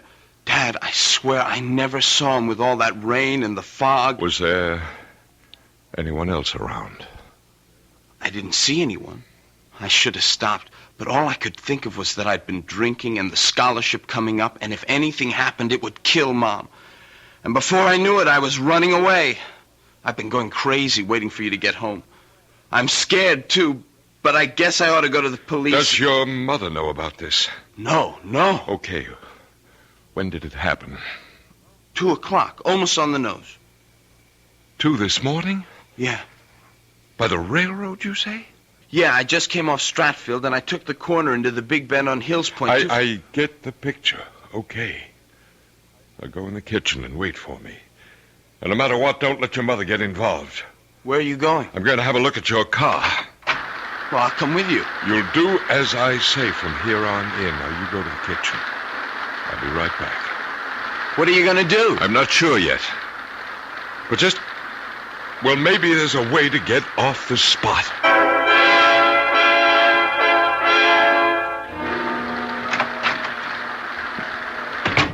Is your mother still asleep? I guess so. She hasn't been down. There's a dent in your front right fender. Was that there before tonight? No. You sure? Yeah, I Simonized the car yesterday. Does it look bad? Well, not to... Well, it must have been a glancing blow. You mean maybe it's going to be all right? Maybe. Oh, I don't think I could have hurt him too bad. And a night like tonight, who'd be hanging around? It isn't going to be all that easy, David. They might be able to trace the car. How? You're missing a front right hubcap. There aren't that many Harley 584s in this town. So I'll have to give myself up. No. Let's figure this out. Was your mother up when you went out tonight? I don't know if she was asleep, but she wasn't downstairs. Well, then she didn't see what car you took. No? Did she see me leave? I mean, did she look out of the window or anything? No. She was just sitting in the big chair by the fireplace, crying. Crying? The usual. That I was off once again to the arms of another woman, Like that. Well, you don't believe all that talk, do you? Look, Dad, we've been down this road before. I'm not making any judgments. I'm not asking you to sit in judgment on me. I asked for a simple reaction between a father and his son. I'm sorry, David. I didn't mean to blow up. I guess we're both a little shook tonight. But you ought to know by now where I stand. It's just, well, I know Mom gets a lot of screwy notions, but all the same, I'm sorry for her. She's so lost, and, well, I'm always afraid that any little thing might push her right over the edge. Like tonight. Oh, Dad, what am I going to do? That's what we're going to figure out right now. I got a few more questions. You say the accident happened at 2:00 or so, right? Just as I said, almost exactly. Now, how do you know that? I was listening to Long Jack, and he was just going into a last commercial before he went off the air. The disc he was spinning was just ending, and, well, when I hit the guy. What was the record? An oldie, Easy to Love. And you hit this man just after you turned off Stratfield into Hills Point. Yeah. He suddenly stepped off the curb. Like out of nowhere. Now, how fast were you going?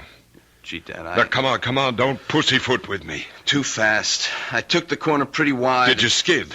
Yeah, it was pretty slick from the rain. And there was no one else around? No. You're sure? Yeah, I opened the door to look out. There was no one. That's why I lost my nerve and cut out. Well, I better get down and find out. You stay right where you are. It's after 4. The longer I wait, the worse it will be for me. You're not going to be involved in this at all, David. What do you mean? I mean, you were driving the station wagon tonight. I was the one who was driving the sports car, and I'm going to the precinct house right now to report that I hit a man and left the scene of the accident. Dad, I can't let you do that. Don't be a fool. I'm not on the verge of getting a full scholarship to Harvard. I haven't been drinking. I'm not a teenager with 2 strikes against him as a driver to begin with. I'm a full college professor with a distinguished record who is coming home on a foul night with visibility almost zero, dead tired, after correcting 200 term papers. I can stand the gaff, and you can't. No, sir, Dad. I thank you, and I admire you, but I hope to God I'm enough of a man not to hide behind my father's pants. You'd better think of it as your mother's skirts. Your mother couldn't care less what happens to me, but you're a different story. You get in big trouble over this, and it could kill her. Worse still, drive her over that That edge we both worry about. But, Dad, Don't argue. This is the way it's going to be. You just let me handle it, and you keep your mouth shut no matter what happens. I don't know what to say. I'll tell you what you're going to say. Nothing. Nothing to anyone. But, Mom... Least of all to your mother. Okay, Dad, if that's the way you want it. Oh, how can I thank you? You're some kind of a guy. No, David. Just the most sensible way out of a bad situation. I'd better get down to the police. Don't wait up. I may be a while. It's still raining. Have you got the keys? Sorry, right here. And thanks, Dad, for everything. This will all work out for the best. I think I hear your mother moving about. If she comes down, what do I say?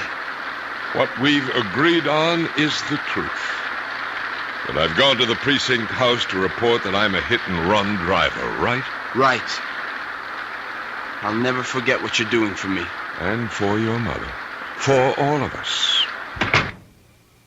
Grant, that you? No, Mom, it's me, David. Oh, I thought I heard your father come home a little while ago. What are you doing at the front door? Why, I better come down. What's going on? I heard voices, angry voices. That was Dad and me. Not angry, we were just discussing something. Then where's Grant now? Yes, I heard a door slam. Did he go out again? Yes. Not another woman.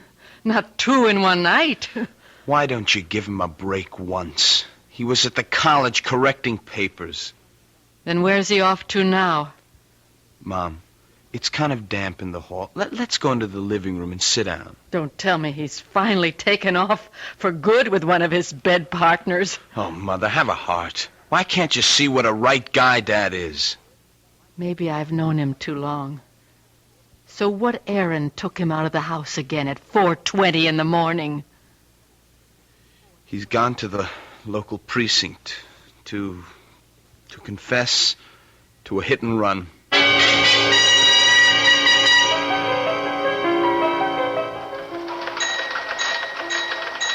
Yes, madam, I understand. I'll have some officers on the way immediately. Well, these are experts in the bomb squad.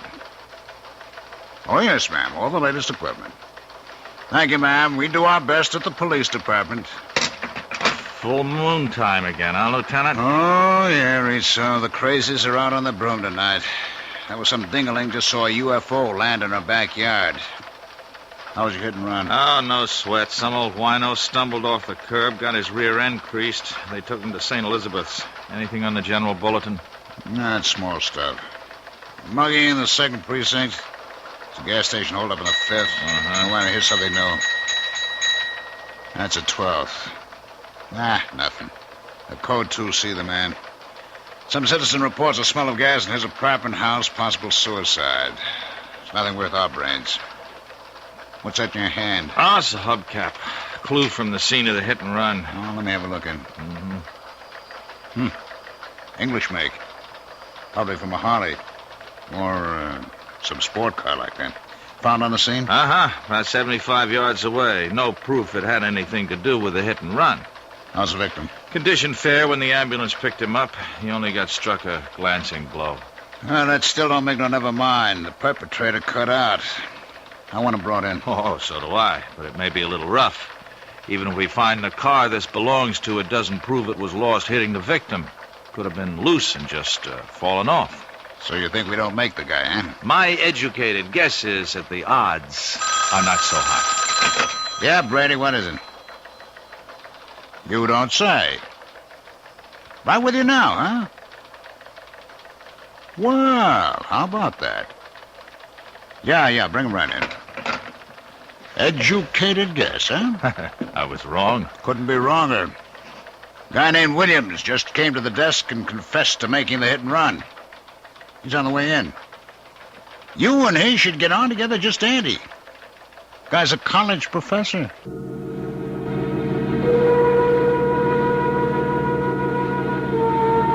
Your father hit someone with the sports car tonight?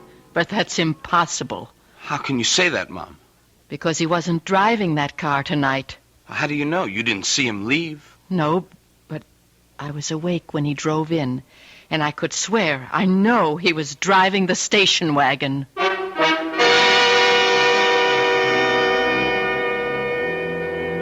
A father's sacrifice for his son.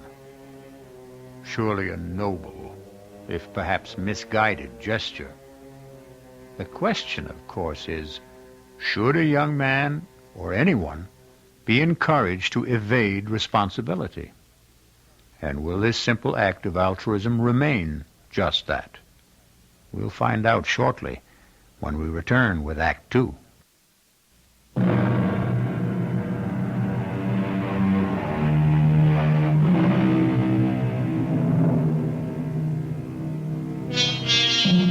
A precinct house in a large city, even at the best of times, is never the most prepossessing spot in the world. In the dog hours of the morning, dusty, dingy, tired paint peeling from the walls, half-empty coffee containers with cigar and cigarette butts floating in them, it is certainly one of the most depressing, or so Grant feels as he dictates his false confession. It was only when I was putting the car away in the garage and I noticed a dent in the fender and found that one of the hubcaps was missing that I began to realize with horror that I might have hit an animal, an opossum or something. It never occurred to me that it might have been a human being. Well, I would have returned right away, but my wife, who has not been well recently, well, she was up. She was waiting for me, and I didn't want to alarm her. And so I coaxed her back to bed and to sleep, and I came here just as soon as I could. And this was what time, Professor? Almost exactly 2 o'clock. And you could fix the time because you were listening to Long Jack on the car radio and he was signing off. You like acid rock, Mr. Williams? I beg your pardon? You know, the big hard beat, loud enough to blow your mind? Oh, no, I don't. Why? Well, that's Long Jack's bag. It's most of what he plays, you know. I didn't figure you'd dig his scene. Yeah, well, I didn't. I turned on the radio to keep me awake, not for music appreciation. Uh-huh. As a matter of fact, I remember the last number he was playing just before he signed off was Easy to Love, and I wouldn't call that exactly contemporary. The main point is that you made the turn at 2 o'clock. You felt a jarring feeling, which jives with our information, right, Rizzo? Right, Lieutenant. I see. Victim left Franny's restaurant, 518 Hills Point Road, at approximately 2 minutes to 2 a.m. Because victim was discovered by George Bates, post office employee, some 2 minutes later. He heard a car drive away, but due to adverse weather conditions, could not see it or make any identification. Victim was Dominic Capello, unemployed, 61 years old. Well, I hope he's all right. He's at the hospital. We don't know the extent of the injuries yet. I feel terrible, that poor old man. Professor Williams, let me point out something. From your story and our evidence, there is no clear-cut evidence that you did hit this man. Now, if I were you, before I went any further, I'd get a lawyer. Oh, there's no need for a lawyer. I'm quite willing to face my responsibilities. If you'll prepare a statement for me, I'd be very glad to sign it. All right. I'll leave you here with Patrolman Foster, who'll type up a statement. You just check it over when he's finished, and then if you still want to, you can sign. I'll be right back. Lieutenant, see you a minute outside. Okay. All right, Rizzo, what's biting you? I think the guy's lying. About what, for Pete's sake? Why would he lie? To cover up. Cover up who? How do I know? His daughter, son, wife. Why would he want to take the rap for them? That's what'll take some digging to find out. Oh, boy. 15 precincts in this city, 4 detective divisions, and I have to get stuck with you. You want to make a federal case out of one sneaky little hit and run, where the guy comes in like a good citizen and confesses, And just for once, make the job easy. What do you got to do? Go looking for trouble? Now, Lieutenant, it isn't just the few small discrepancies. It's the whole psychology of the man. Psychology, that's all I need. The new breed. Now, look, Ritsu. Will you for once just forget the college education and get back in there and have that statement signed, sealed, and delivered? And stop making waves.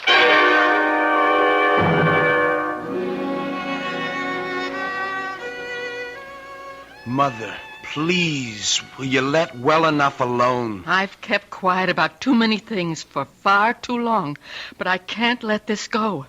I know your father wasn't driving the sports car tonight. Okay, so he wasn't. So you know what that means. Oh, my darling, You want to get me locked up? No, of course not. But why should it come to that? You don't know yet if you really hit anyone or hurt them. I'm not kidding myself. When I pulled away, I tried to tell myself nothing had happened. But now it's all on the table, and I know that guy got hurt. And I'm scared. I'm scared of what they could do to me. Darling, there's nothing to be scared of in being honest, owning up. It was an accident. David, please. Will you let me go? I'm only trying to help you. Oh, sure. Some help you are. I don't understand you, Mother. Look what Dad's willing to do for me, and all you want is for me to turn myself in. I want you to be honest. This is for laughs. Look, Dad went down there to take the blame so he could protect you as well as me. Protect me? Yes. He said it would kill you if anything happened to me. Grant was worried about me? Yes. Don't you ever believe it. Mom, how can you be so bitter? Look what he's done for me. He's got to have an angle. That's unfair. I know you and Dad have problems. I'm not going to try to make any judgments about but you do. You make them every day in spite of yourself. And always against me. Mother, I've had just about as much of this as I can take. You know, the curious thing is that I know you love me in spite of everything. Just give me a moment. What is it? I don't stand much chance, do I? I spend so much time upstairs with myself. Very lonely with just yourself. I'm a woman not quite able to cope. A woman with hallucinations. It's something out of Dickens. Living among cobwebs of near insanity and the ghosts of what never was. Mother. Look, it's time I told you. Time I try to tell somebody. I'm a prisoner with a life sentence because I can't stop loving. To everyone else, I'm the ghost. But the truth is that the real corruption lies rotting in the very man we both love. David, I don't want to ever see you become like him. I would rather see you dead. That's why I want you to take your own troubles on your own shoulders.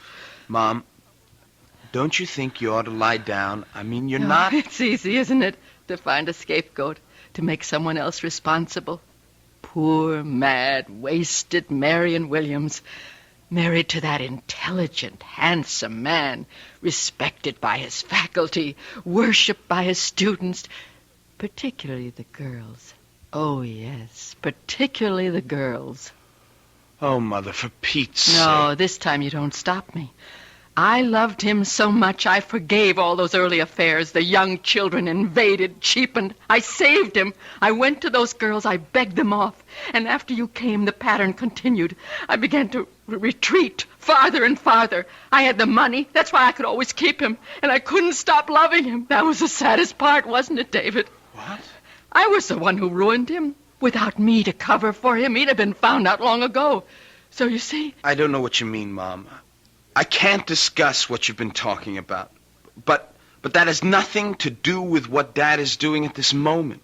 I'd been drinking. I couldn't have gone to the police. Dad can handle this. Please, leave it alone. And let you spoil yourself just as he did. The rot spread so fast, David.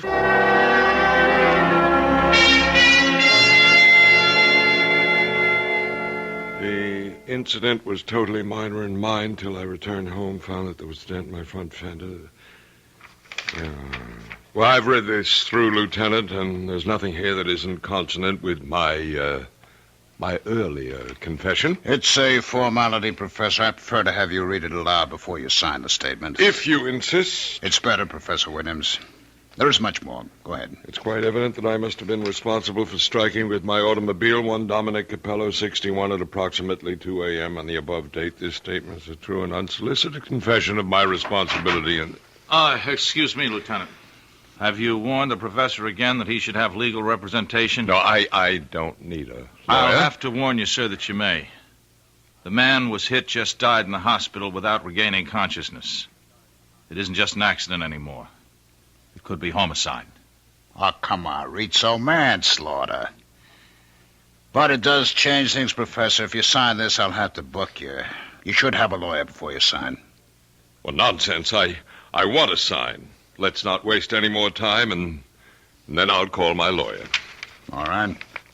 Detective Rizzo, will you witness this? Yeah. You'll have to be fingerprinted, Professor. Whatever you say, Lieutenant. Foster will take you to a phone first to call your lawyer about bail. Thank you. And thank you, Detective Rizzo. Don't mention it. All right, now, Rizzo, don't say it. I've got to. Something's out of kilter. I never saw a man so anxious to get arrested in my life. He just wants to get it over with and get back to bed. Now, who doesn't? It's wrong, Lieutenant. It's wrong. A cool, collected individual like that doesn't go around hitting panic buttons and taking a powder out of a bad situation. Now, Joe, drop it. Lay off. Don't give me any more of the psychology. I'm just a plain flatfoot who came up through the ranks by sticking to one thing, facts. Let's give the guy a vote of thanks for coming in. My psychology is we leave it lay, huh? You got any other hunches? Save them for the ponies. Okay? Okay.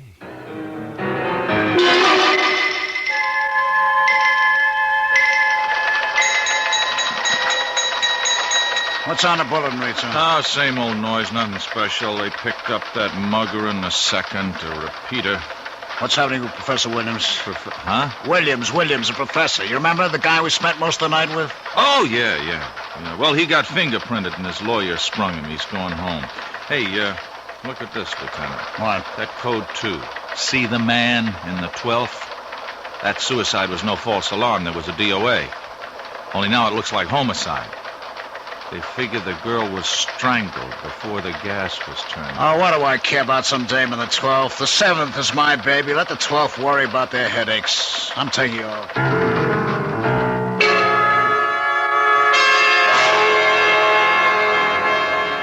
Marion, for the last time, you stay out of this or I'll... You'll what, Grant? Kill me? You did that a long time ago. The only reason I clung to any shred of life was because of David. And a fine little mama's boy you made out of him. The moment my back is turned, he runs to you, he blurts out the whole thing. Oh, no, he didn't. I figured out what happened myself. I saw you drive away in the station wagon. Oh, can't you mind your own business? Because I don't trust you. And I want David to be a man and stand on his own feet. Will you get something through that bird brain of yours? The man who was hit is dead. David had been drinking. You won't be emancipating your son. You'll be burying him in jail. Is that what you want? You're hurting me, Grant. Is that what you want? Or will you keep your mouth shut and allow me to do something for my own son? Please let me go. Not until I get your promise to leave things as they are. I don't want David to go to jail. All right, then. I can trust you. Yes. I only wish I trusted you. You've never done one unselfish thing in your life, Grant. I only wish I knew what it is you expect to gain this time.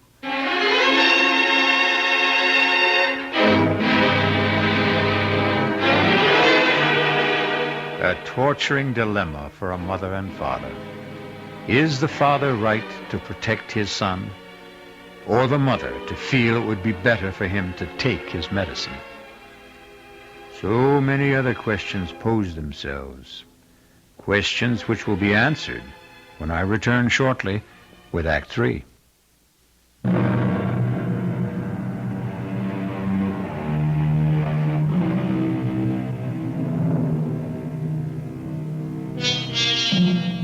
those questions I mentioned. Of course, Marion Williams would feel herself hurt by her husband's interest in other women.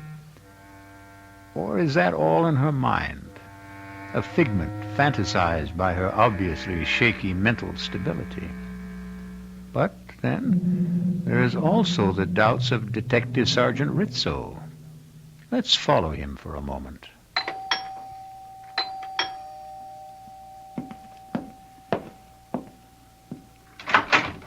Yes? Is Professor Williams at home?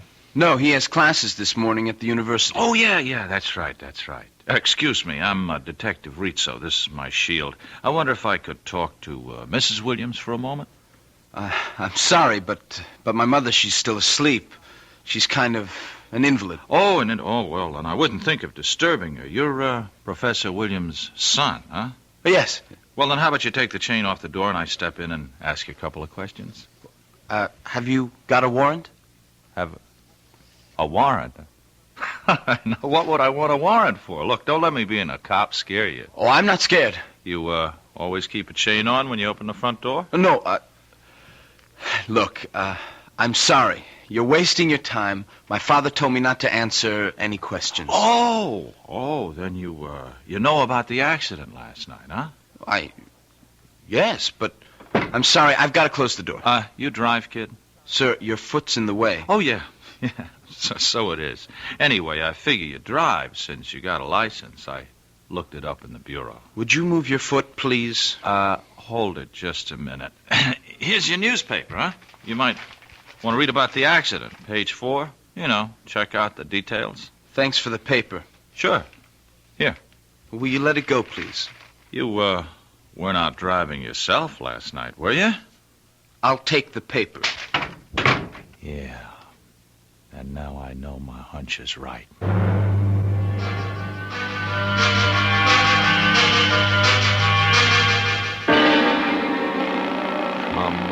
Come on. Where are you?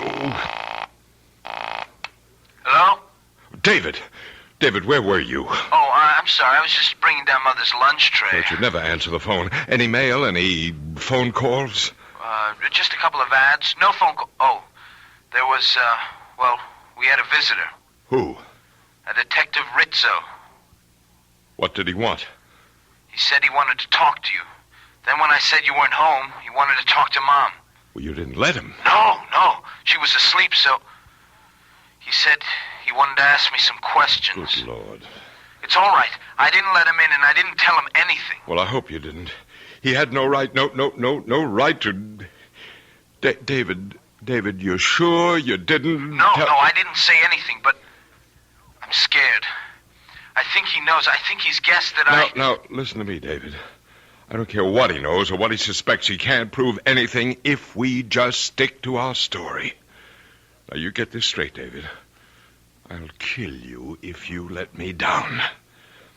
No, I didn't mean that. I'm just thinking about you. I don't want your life spoiled before it begins. Now, you just remember, a man has been killed. The real truth comes out, you're in trouble. Bad trouble. I know. Just so you remember, both you and your mother. Okay, but supposing that detective turns up again... He won't. You just leave that to me. Just leave everything to me. I will. And don't think I'm not grateful. Oh, I don't know how I can ever pay you back. You just sit tight and stick to our story. That's all the payment I need.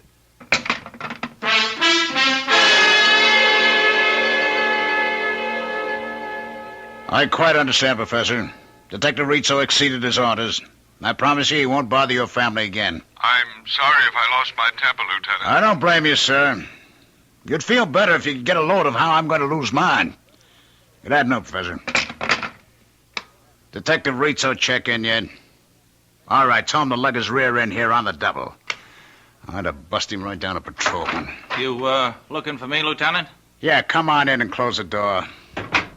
Jarvis on the desk tells me the Williams guy was on the phone having a fit. Didn't I tell you to stop making waves? Well, yes, Did Lieutenant, I tell you the Williams case was closed? It can't be closed as long as there's a charge. That's up to the judge.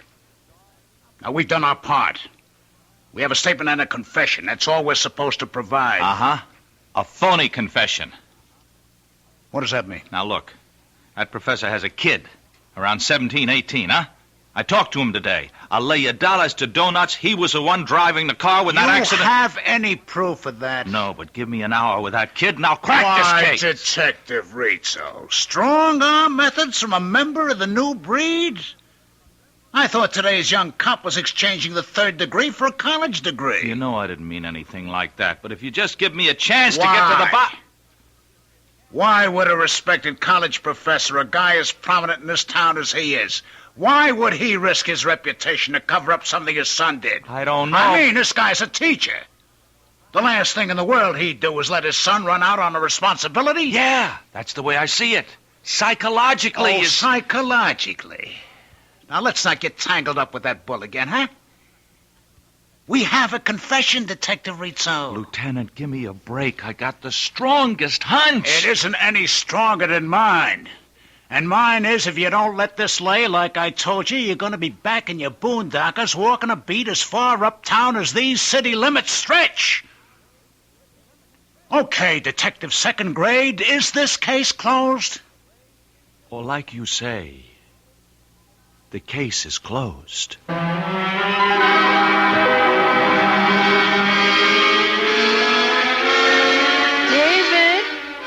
In the study, Mom. You all right? I just want to talk a minute. What are you doing? Just catching up on some homework. David, that man, that detective you said came here, are you sure all he asked you about was the accident? Look, Mom.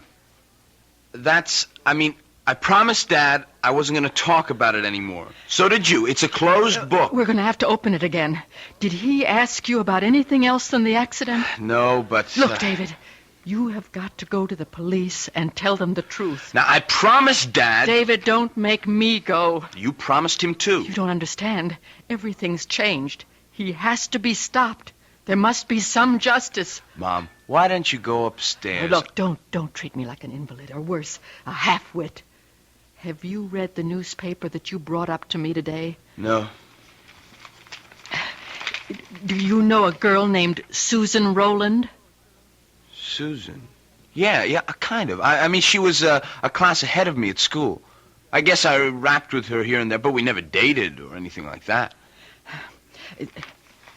That her picture? Yes. Front page. What happened? Read the story and find out. Carefully. Then you'll know why your father is so anxious to keep you quiet. David, you're going to find out why the truth has to be told.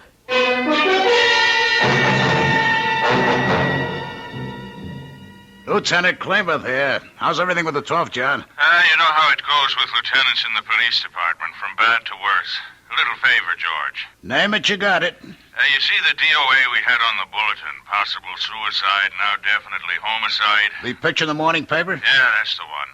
Susan Rowland, 19 years old, college student. We're running a routine check on all our acquaintances. You got a make on anyone? No. Fingerprints all over the place, but not even a warm lead. Uh-huh. What can I do? Well, I'm running down blind alleys. Like in her address book is the name of a guy, Grant Williams, domiciled your precinct. She seemed to have been in one of his classes at the university. Could you spare a man to check it out? John, I don't even have to. I'll close one lead for you. What time did your little student get strangled? Well, M.E. puts it at around 2 o'clock. At 1:55, she called her mother to say she was pregnant and the guy who did it was with her. She started to give his name. The connection was broken. At 2:15, a prowl car responded to a code 2, suspicion of suicide by gas. They broke in, turned off the gas, but the girl had already been dead 10 or 15 minutes. So, 2 o'clock. 2 o'clock, eh? Well, that lets out Grant Williams. 2 o'clock, outside of town, 45 minutes away. He was involved in a traffic accident. He's already booked. One down, how many to go? Thanks, George. Sorry to bother you.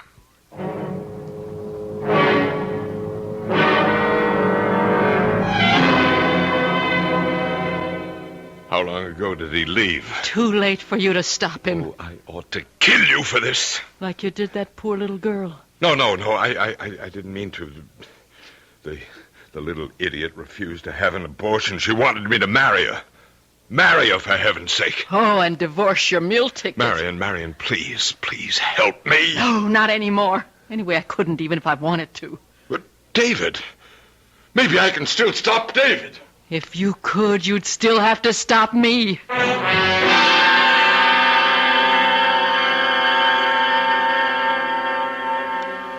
And everything my father testified to in his statement was true, except that it was me who was driving the car, not my father. I hit that man, panicked, and drove off. Well, don't look at me, Lieutenant. I have nothing to say. You wouldn't have to, Rizzo. I know the boy's telling the truth. Yeah, you were right all along. I had a phone call about a half an hour. I demand to see my son. It's all right, Sergeant. Let him in. What is it, Professor Williams? David, I don't want you to say one word until I've talked to you and we can get legal advice. It's too late, Dad. I've said everything I have to say. You don't know what you're doing. The first time in my life, I do. I'm taking care of myself. Oh, how could you do it, Dad, to a nice kid like Susan? I don't know what you're talking about. I can clear that up, Professor. We're booking you for the murder of Susan Rowland. Oh, you can't. I have an alibi. Correction. You had an alibi. But I'm not guilty. And you can't prove it. We will. With your help. What do you mean? It's ironic, isn't it? If you hadn't walked in here and made a false confession, we might never have had your fingerprints. That's what's going to nail you. You provided us with a whole set to match up. You were just a little too clever. You managed to hang yourself. All right, take him out and book him, Jarvis. Dad, Let him go, kid, huh? Let him go. There's nothing you can do for him. Now you go on with Foster. Let him type up your statement, huh? What's going to happen to him? He'll be found guilty, as he ought to. And me? You've taken a beating already. It's an accident. Won't be too tough. And things should be looking up from now on for both you and your mother. Go on, kid. Okay, Lieutenant. Well, I guess I ought to start to eat my hat, Rizzo, huh? But I'd rather just say I'm sorry. Oh, no. Me too, Lieutenant. This is one time I wish I could just have been wrong. When you're a cop as long as I've been, there'll be a lot more. I wish I could say get used to it. Come on. Let's try the squad room coffee. All right. Bad as it is, it's better than the taste I got in my mouth right now.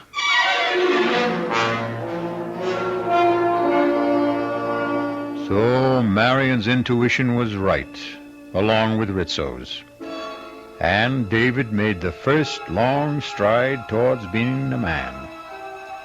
Something else I'd like to say about that, but I'll return shortly.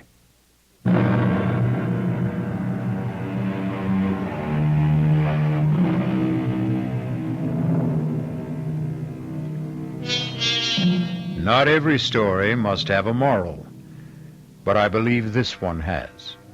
Not that crime doesn't pay, that's obvious, but that the acceptance of responsibility is a cornerstone of life.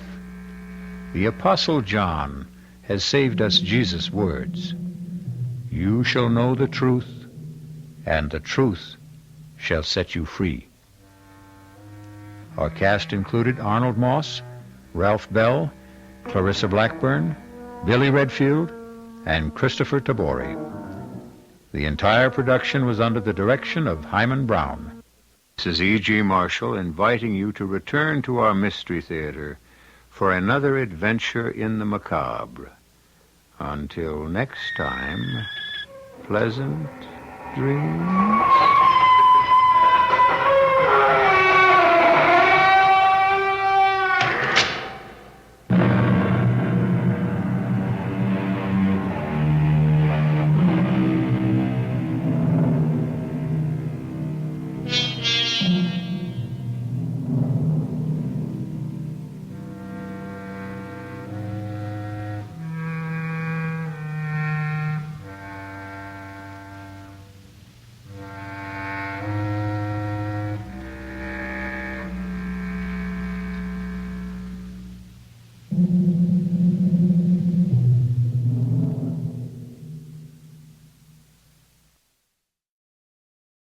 And now, Mystery Theater, brought to you in part by True Value Hardware, your store of first choice.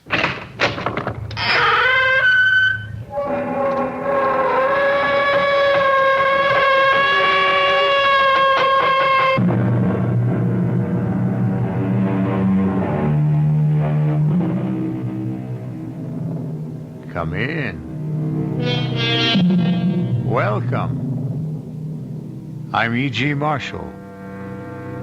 Welcome to the sound of suspense. Welcome to the fear you can hear. But mostly, welcome to the world of terrifying imagination. The story you are about to hear is a love story. But a love story which begins at the point where many love stories end.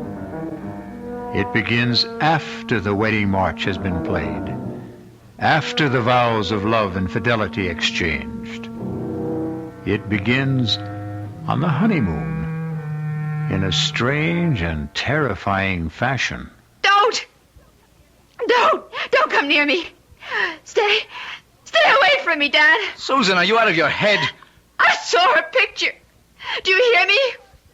I found her picture on our honeymoon.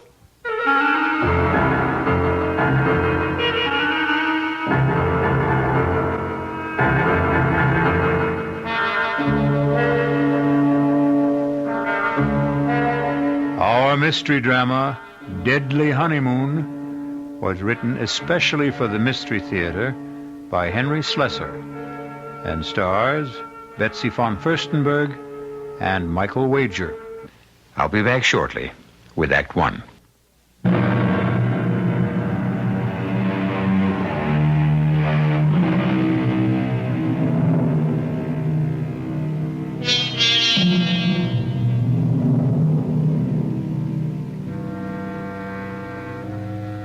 Our story begins 36,000 feet in the air on a flight which departed from New York's Kennedy Airport and in another hour will be touching down at O'Hare Airport in Chicago.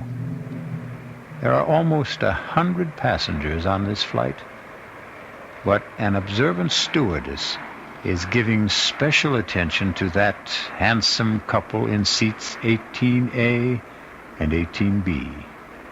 Perhaps it's because all honeymooners have a special radiance. Are you sure you wouldn't like some more coffee? Oh, no, thanks. Not for me. I wouldn't mind a cup. Here you are. Thanks. Just ring if you need anything else. You'd think we were the only people on this flight. As far as I'm concerned, we are. Oh, Dan, I feel absolutely drunk with happiness. Is that a funny word for the way I feel? No. It's a great word, Susan. I was flying hours before we got on the plane. Oh, what time did you say we land in Chicago? About 2:30. Is it far from the airport to the hotel? No, actually, it's only about a half an hour from O'Hare to downtown. About 16 miles. Still, I don't think we'll have time to make Evanston today, do you? Well, it might be better to go in the morning. You can call your aunt from the hotel. Dan, you sure you don't mind going to Evanston? I mean, I just couldn't possibly be a few miles away and not see Aunt Clara. Besides, I want to show off my new husband to somebody, and she's all the family I have. Was she your mother's sister? No, my father's.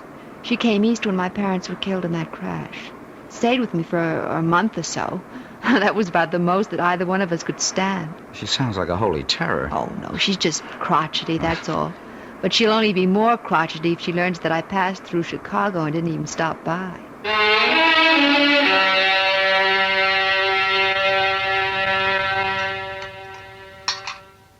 Well, and what kind of work are you in, Mr. Carey? Well, right now, we like to say we're management consultants, Mrs. Rowland. But we also do quite a bit of executive recruitment. I don't understand a word of that. Dan helps corporations find the right people for important jobs, Aunt Clara. His firm is the biggest in the field. Isn't it, Dan? Well, it's always hard to measure business like ours. But it has offices everywhere, doesn't it? In most of the major cities, yes. And now Dan is going to take over the branch in San Francisco. He's going to manage the entire thing. Is that some kind of a promotion? Well, of course it is. I asked the gentleman, Susan. Speak when you're spoken to. Oh, sorry. Yes, Mrs. Rowland, it is a promotion. Truth is, it's a job that everyone in my office has been after. Oh, it's just worked out so beautifully for us. I mean, Dan having to move to San Francisco. We're sort of combining a business trip with a cross-country honeymoon. And where do you go from here? Well, we're planning to stay 2 days in Chicago, and then we're going to Dallas. We're going to cross the Rio Grande into Mexico. I know a great little hotel in Monterey. Then we're going to Las Vegas. To gamble, I suppose? Well, it's no fun going to Las Vegas if you don't gamble a little. Your father never gambled for so much as a dime, Susan. That wasn't the way he made his fortune. Well, I promised not to bankrupt the family, Aunt Clara. Anyway, we're just staying in Las Vegas overnight, and then going to Los Angeles. 3 days later, I report to work. Thoroughly exhausted, of course. Well, if that's your idea of a honeymoon, I hope you enjoy it. Susan, I suppose lunch is almost ready. You want to help me bring it out? Oh, yes, of course. Kitchen's this way, in case you've forgotten. The truth is, I have. I'm glad to be able to talk to you alone for a minute, Susan. Did you like Dan, Aunt Clara? Isn't he good-looking? Older than you, isn't he? What difference does that make? How long did you know him? Oh, we met at a party at the Williamsons. Do you remember my friend, Tracy Williamson? Didn't ask you where you met. I'm asking you when. Well, it was about 3 weeks ago. 3 weeks? Oh, for the love of heaven, Susan. Aunt Clara, the time you know somebody isn't always the most important thing. He's practically a stranger. How can you be sure of anything about a man you've known for 3 weeks? From the time we met, I saw Dan every single day. Susan, when a girl is all alone in the world, when she has independent means Please, of her own... Auntie, don't start in about Dan being a fortune hunter. I don't have that much money, and it's all in trust anyway. And I assure you, Dan earns enough income to take care of us both very well. Well, I'm sorry, Susan. I know I don't have any control over what you do. You're too old for that. But I've seen something of the world, too, you know. And the most important lesson I've ever learned is never trust a stranger. Oh, Aunt Clara, that's ridiculous. Now, can we bring out the lunch?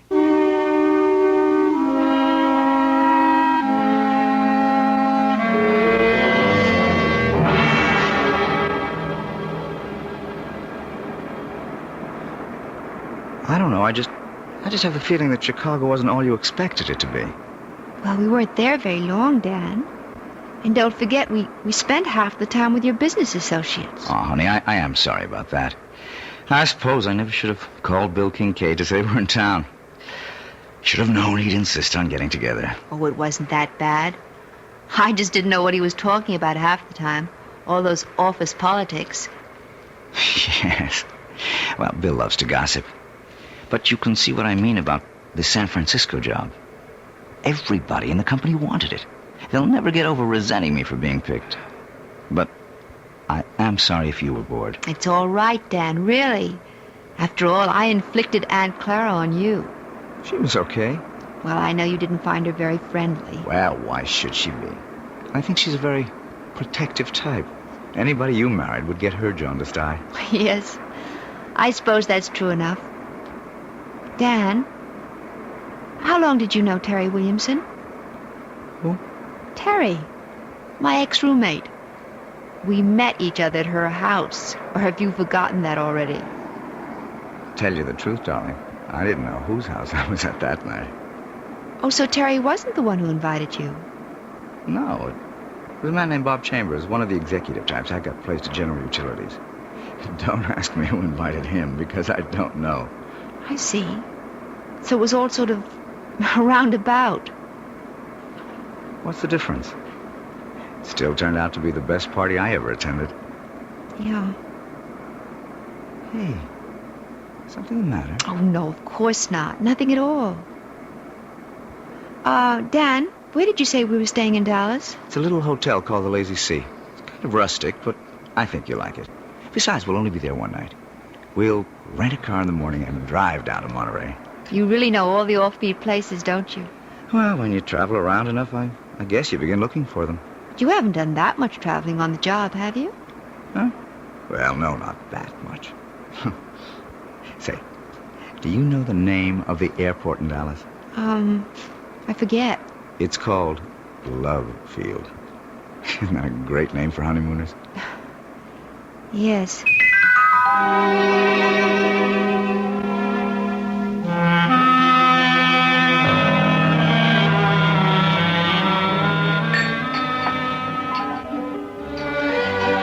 Hi, Susan. Oh, there you are. I was starting to worry. No, I had a little trouble with the phone lines back to New York, but I got through okay. Everything all right? Yeah, sure, everything's fine. Hey, you look a little strange, though. Oh, no, I'm all right. I had a drink while I was waiting for you. Say, you better watch that tequila. It sneaks up on you like a bandito. Actually, something sort of funny happened. What do you mean? Dan, when we were in Chicago in that restaurant, I forget the name of it. The place we went to with Bill? Yes, when you and your friend were talking about all the office politics back in New York, I saw this man looking at us. What man? Well, he was at the bar. I'm not even sure why I noticed him. He was wearing this plaid raincoat. I remember wondering if it had started to rain. I guess you were just bored with all our talk. Anyway, I saw him turn to look at us. Probably to look at you. Can't blame him for that. The funny thing is, as soon as you turned around, he got up very quickly and left. Susan, I don't remember seeing anyone in a plaid raincoat. And I'm afraid I don't see anything unusual about it. Well, I guess I didn't either. I probably wouldn't have given it another thought, but I think I saw that same man here again today. In Monterey? Oh, you're kidding. Well, I can't swear it was him. I didn't get a good look at his face the first time. All I really noticed was the coat. And you saw the coat again? Is that it? Yes. He was carrying it over his arm. Oh, darling. You know the story about the airport truck? Airport truck? No. Well, this guy on a plane looks out the window and sees one of those little red airport trucks. You know, fueling the plane, bringing food aboard, something like that. Anyway, the plane takes off from New York and lands in Chicago. Another little red truck comes out to meet it. The guy next to him says, "Hey, we made good time, didn't we?" And he says, "Yeah, but that little red truck really made time." Well, I can see that I didn't marry a great audience. Oh, I'm sorry, Dan. It's just, it bothered me a little. Oh, forget it. And speaking of airports, next up, the City of Angels.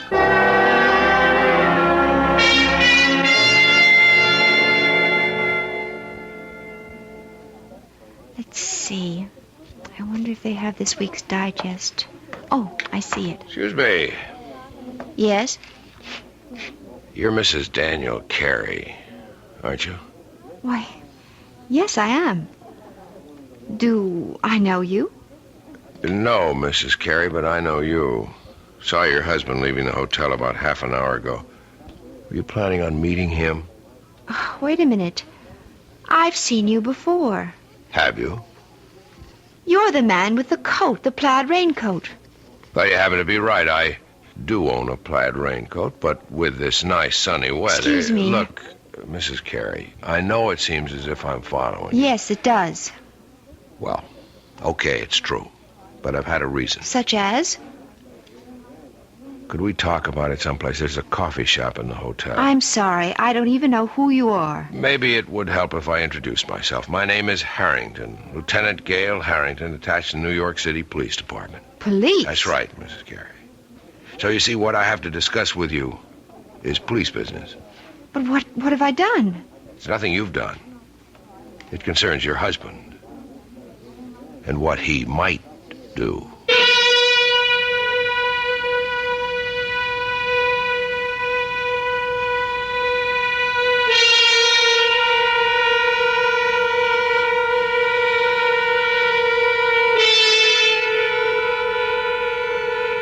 It looks like Dan and Susan Carey's honeymoon is in for a surprise. Or perhaps more than one. Maybe Susan will soon wonder if her Aunt Clara wasn't right about a number of things, including her cynical advice about trusting no strangers. We'll find out about the new stranger in Susan's life when I return shortly with Act Two.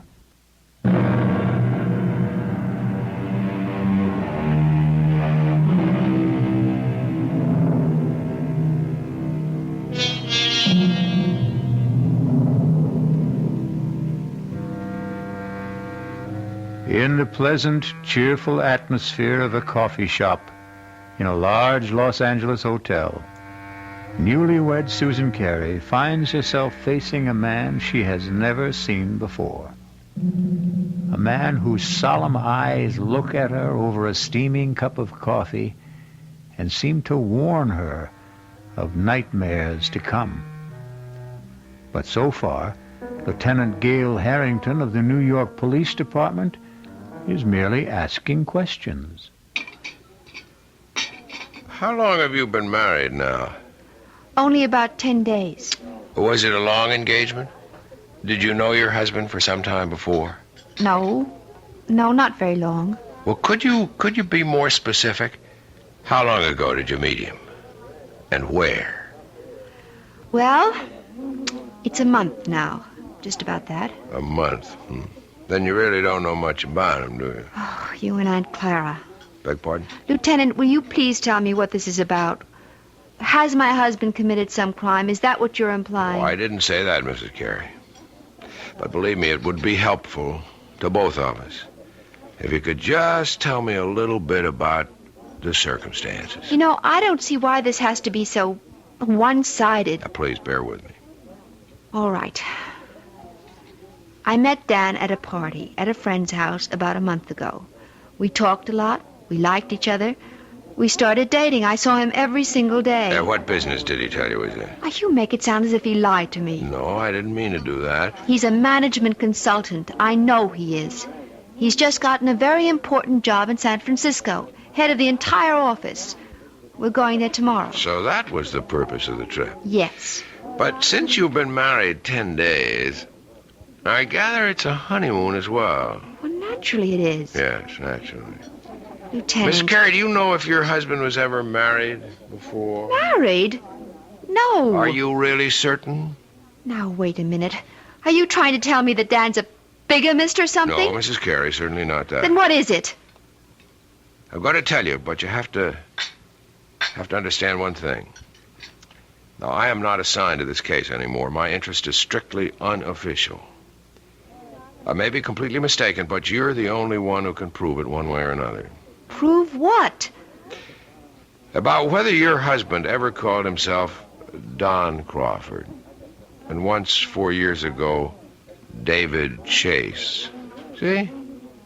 All the same initials, like Dan Carey.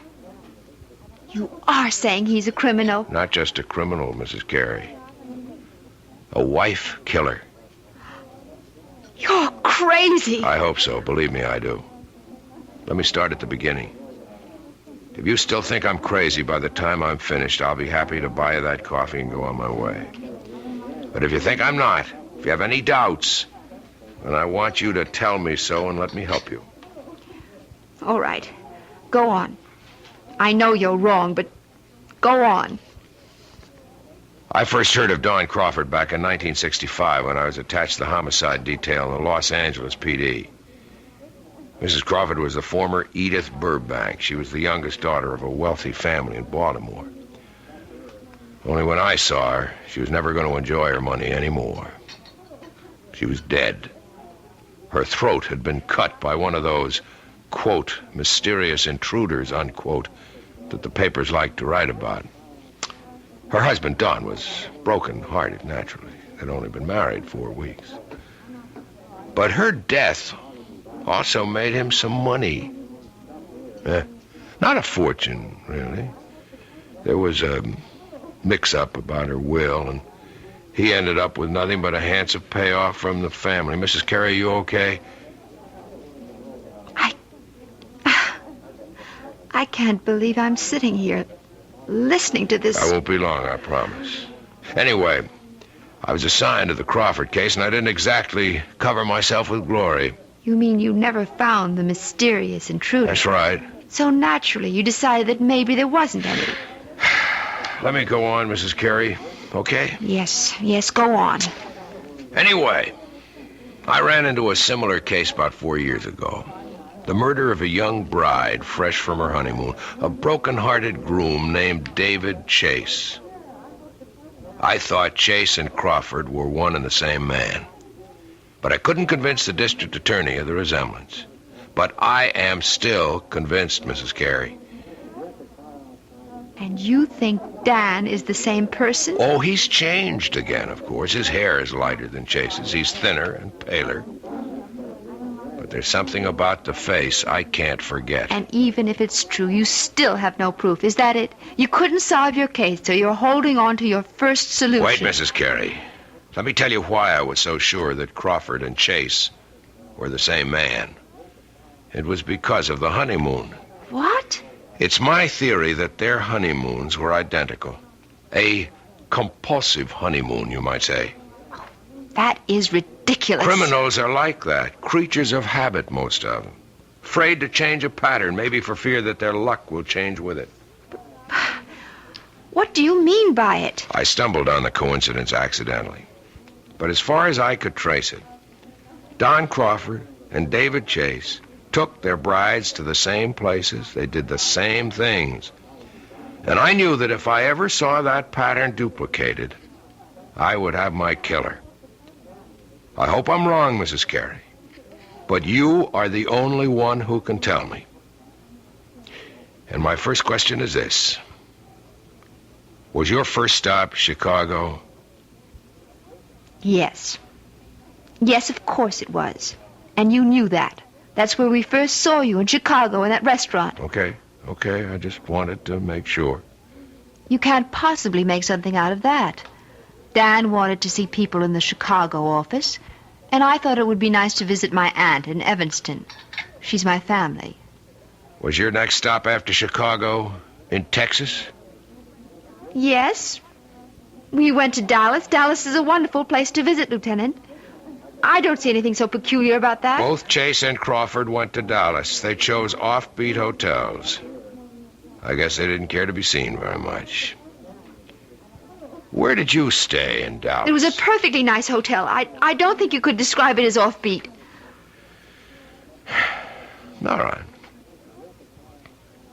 And then the next stop would be Monterey. You knew we were in Monterey because that's where I saw you the second time. By that time, Mrs. Carey, I'd made up my mind to follow you. Are you saying that these supposed wife killers you're talking about also went to Monterey? Yes, they did. And from Monterey to Las Vegas. Well, then you're wrong, Lieutenant. You're completely wrong. You mean you didn't go to Vegas? No. So there goes your famous theory, doesn't it? Well, I admit I'm We surprised. changed our mind about Vegas. We decided that we might be too tempted to gamble away all the money we had for the trip. Ah, so you did have it on the schedule. Well, yes. Yes, we did, but we didn't go. You really think that changes the pattern? The fact that you didn't go? Oh, please, I can't stand any more of this. I don't want to hear any more of it. Mrs. Carey, Edith Burbank was killed in Los Angeles, in her hotel room. This hotel. I'm leaving. I'm leaving Mrs. right Carey, now. wait. You're wrong. You've got Dan mixed up with someone else. Let me finish, please. Just one more moment. Please, no, please let me go.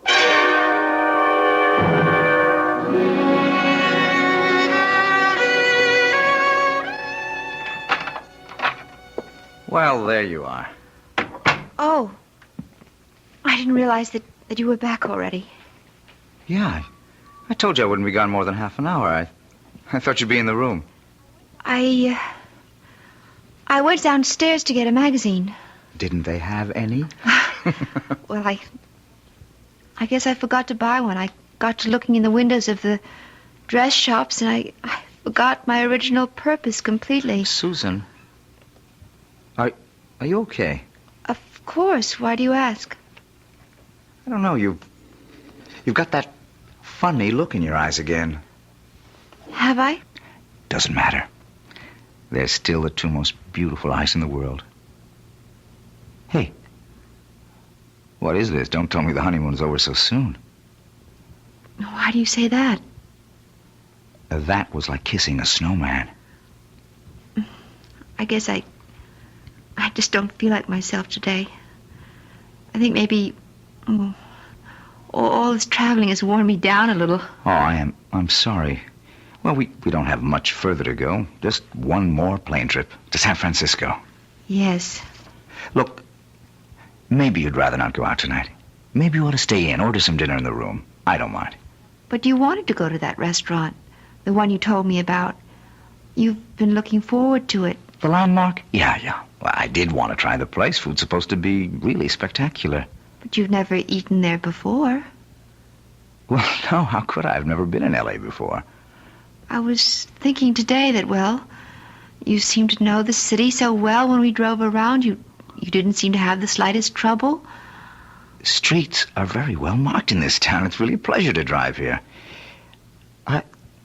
Look, you know what I think?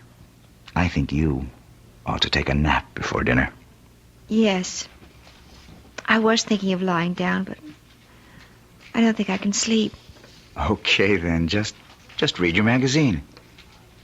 Wait a minute, you haven't got one. I'll take care of that. Where are you going? Going to get my bride something to read. How about a nice magazine about cooking? You know, I never did ask you if you can cook. Just get me a news magazine of some kind, all right? Uh-huh, the brainy type. I should have known. See you in 10 minutes.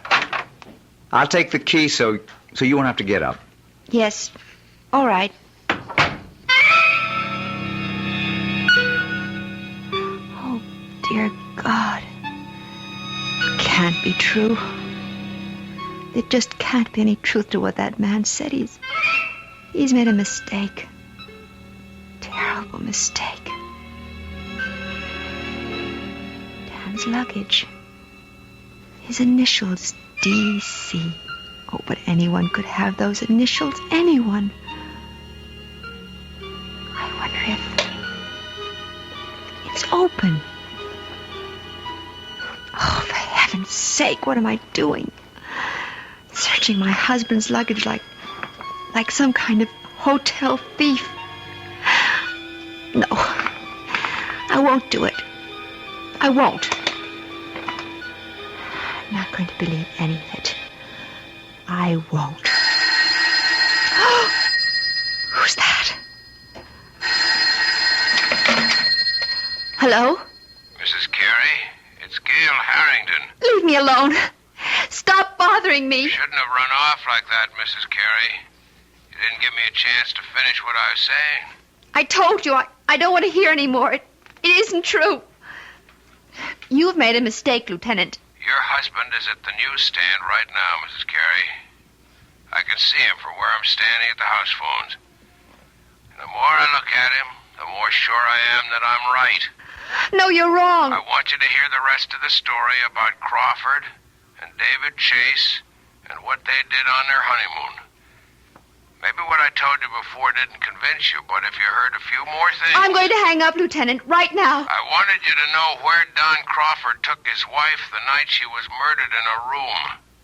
He took her to a restaurant called The Landmark. You ever hear of it? Mrs. Carey? Hey, are you listening? No. No, I'm not listening. I won't listen.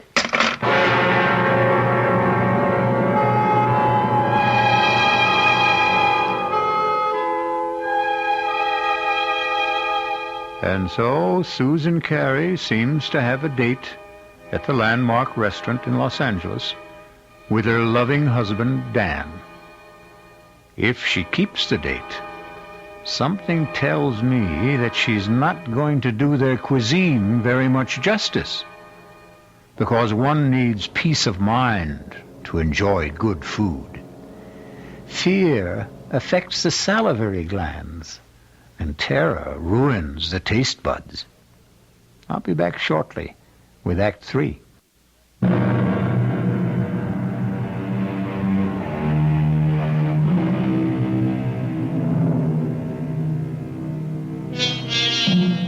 Well, what have we here?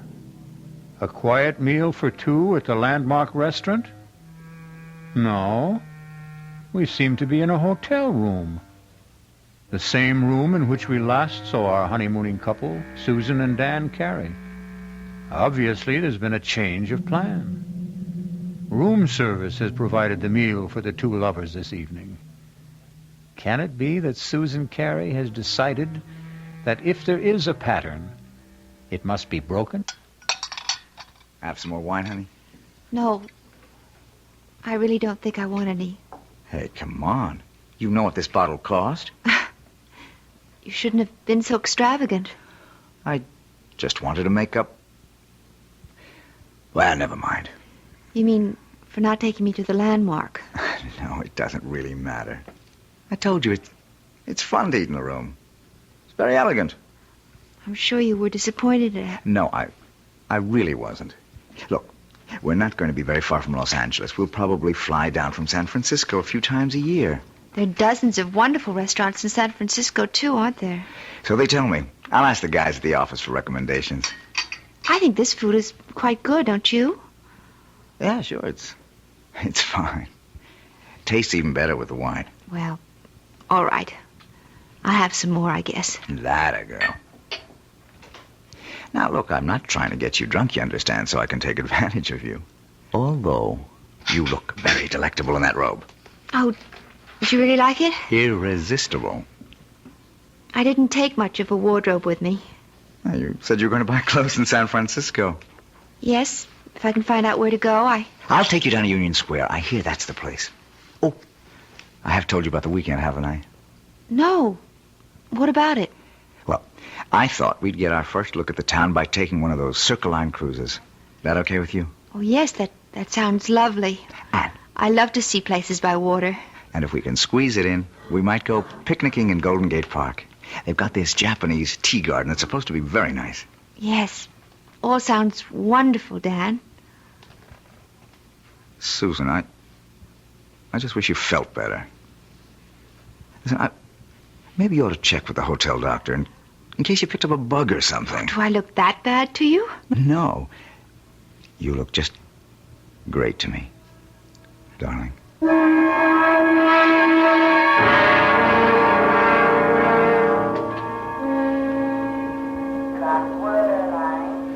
Yeah, I think that'd be a good idea, honey. Reserve the car ahead of time.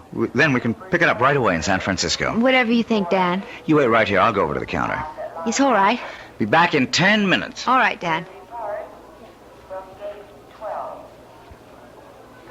Mrs. Carey. Oh, no. Not you again. I didn't mean to startle you. Go away. Please go away. I don't want to see you anymore or hear anything you have to say. Now, I know that I seem to be persecuting you or something. As you can see, Lieutenant, I am in perfectly good health. I was not murdered in my sleep in that hotel room. Look, Mrs. Carey, I've only got a few minutes before your husband gets back. I just wanted to finish my story about this other guy, this David Chase. I don't care if you are a policeman. I'll call someone and have you arrested for bothering me. David Chase's wife didn't get killed in Los Angeles. She died in San Francisco. Where? In her hotel room? No, not there. But they stayed at the San Remo. Is that where you're staying? Yes, but millions of people do. No, there wasn't any mysterious intruder this time. In fact, Mrs. Chase's death was listed officially as an accident. She had a little too much to drink at dinner, and her feet got tangled up on top of a very steep hill.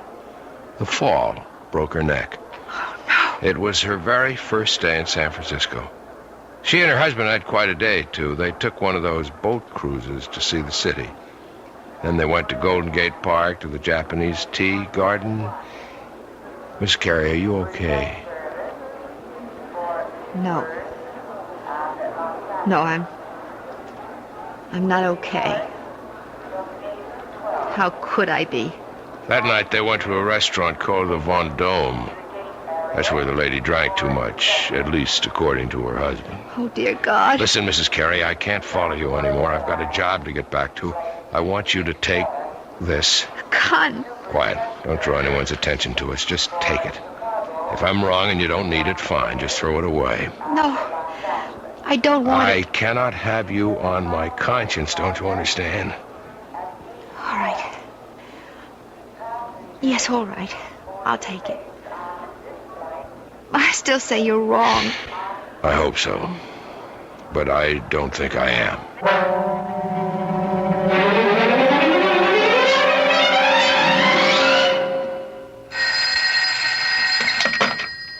Hello? Mrs. Carey? Yes? This is the message desk. Your husband left a message here for you at 4 o'clock. Oh, I've been out until now. Would you like me to read it to you? Yes, please. It says, we'll be at the office until 6. Should be there no later than 6:30. Love, Dan. Oh, yes. Thank you very much. Welcome. Bye. Bye.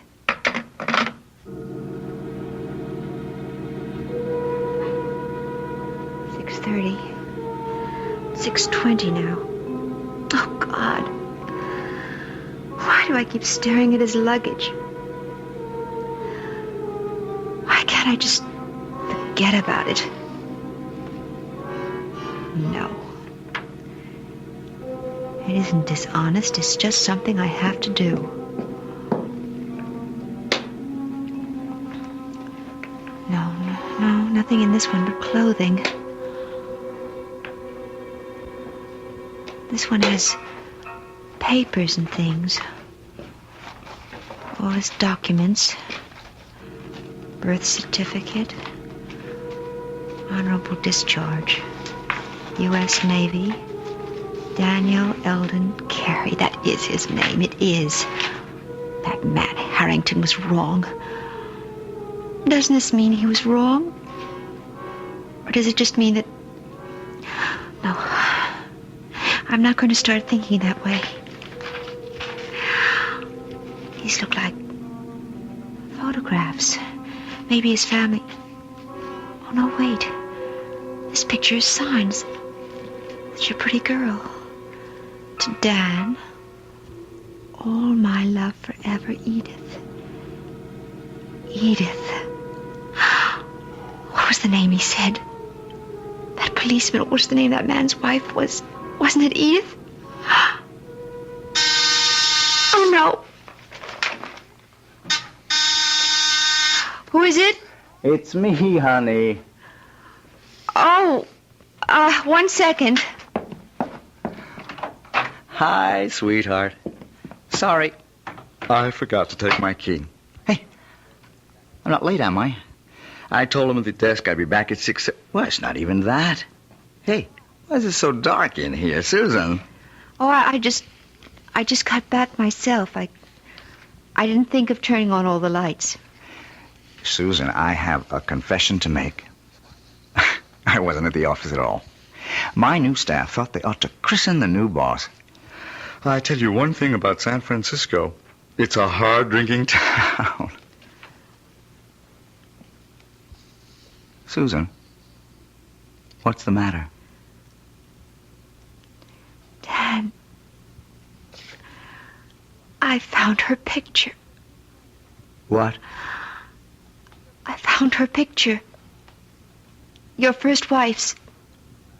What are you talking about? I was never married. Then what's her picture doing in your luggage? Hey, what's going on here? You must be drunker Don't than I come near am. me. Stay away from me, Dan. Susan, are you out of your head? I saw her picture. Do you hear me? I found her picture on our honeymoon. Now, wait a minute. Wait a minute. Do you mean Edith? I know all about her. Yes, and about the other one. She drank too much, too, didn't she? She was drunk, too. Now, look, will you calm down? Is that what you were planning to do tonight? Get me drunk? At the restaurant? You were going to take me out to dinner tonight, weren't you? Of course I was. I asked one of the guys at the... Well, I can tell you the restaurant he picked. Do you want me to tell you the name of the restaurant, Dan? It's the Von Dome, isn't it? Well, yes. I mean, it is. How did you know that? Because I know it all. I know everything. Oh! No, don't come near me. I'll call the police. Now, Susan, look.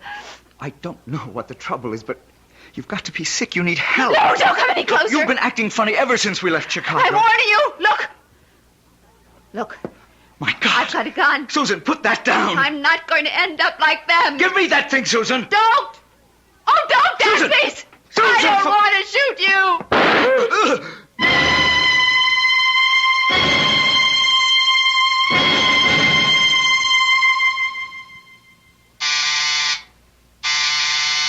One second. Well, Mr. Harvey? Mrs. Carey, I didn't know that you were... Look, let me just get a shirt on. I was just shaving. I'm sure you're surprised to see me, aren't you? Yeah, I am. I didn't expect that you'd... what brings you back to L.A.? I'm sure you know, Mr. Harvey. That is the right name, isn't it? Not Harrington?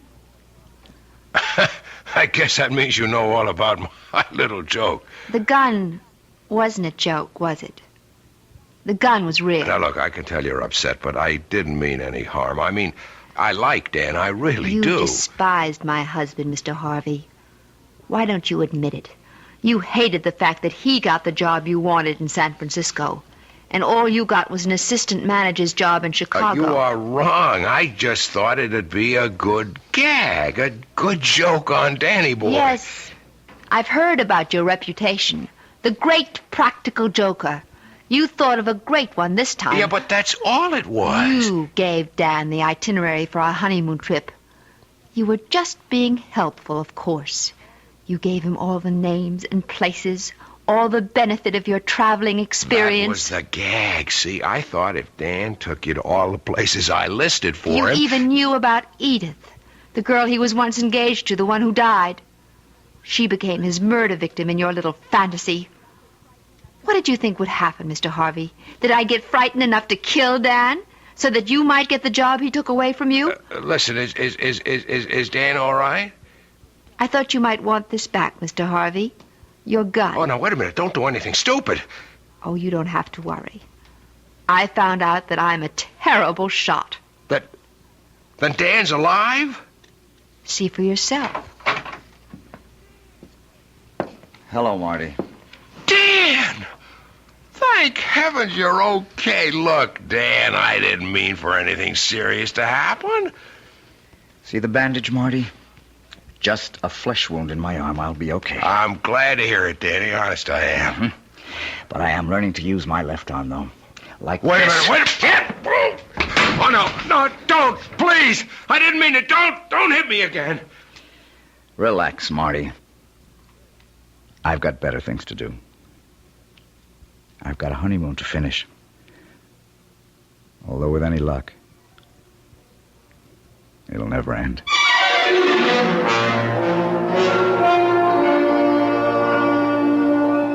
So you see, even murder stories can have happy endings. Martin Harvey may have spoiled Susan and Dan's honeymoon, but that doesn't mean he managed to spoil their marriage. No. If that's going to happen, Susan and Dan will take care of that all by themselves. I'll be back shortly.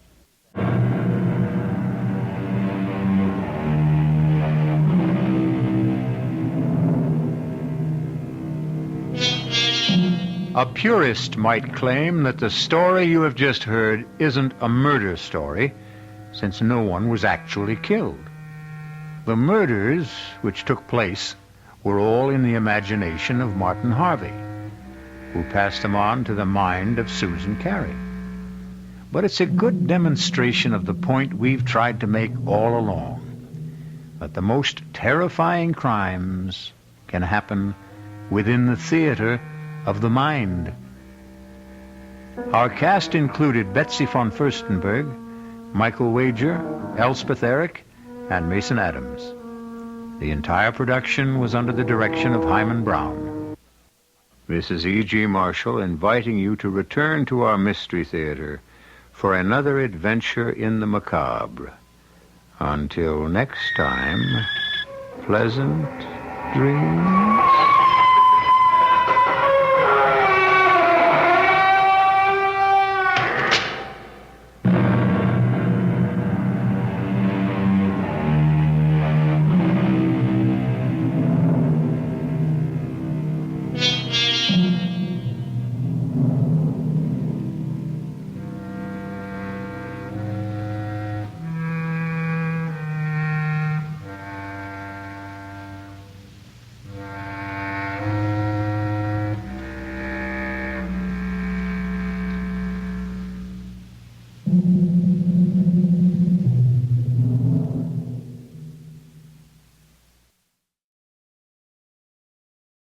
And now, Mystery Theater, brought to you in part by True Value Hardware, your store of first choice.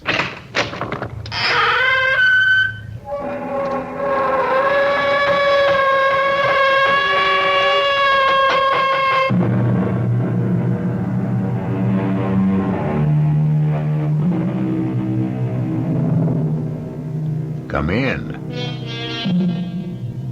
Welcome. I'm E.G. Marshall. Welcome to the sounds of suspense, to the fear you can hear. Make yourself comfortable, for there are ill winds blowing outside. This is a tale of a titanic struggle between two colossal forces, one natural, the other supernatural.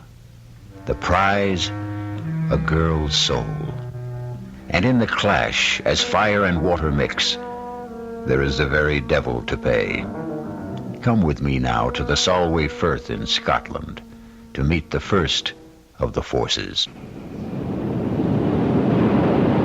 It's the tide. It comes in faster than an express train. Is it always like this? Twice a day. Doesn't it ever break? It will when it gets just about abreast of us. Isn't it exciting? That's one word for it. That's why you don't dare go out on the flats on foot. If the tide was due, you'd never make it ashore.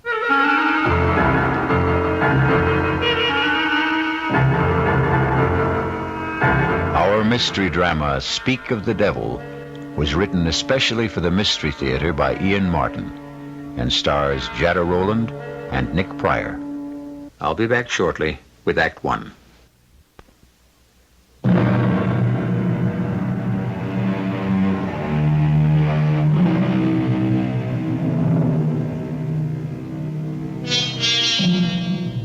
They say he who dreams on the Solway will wake in another world.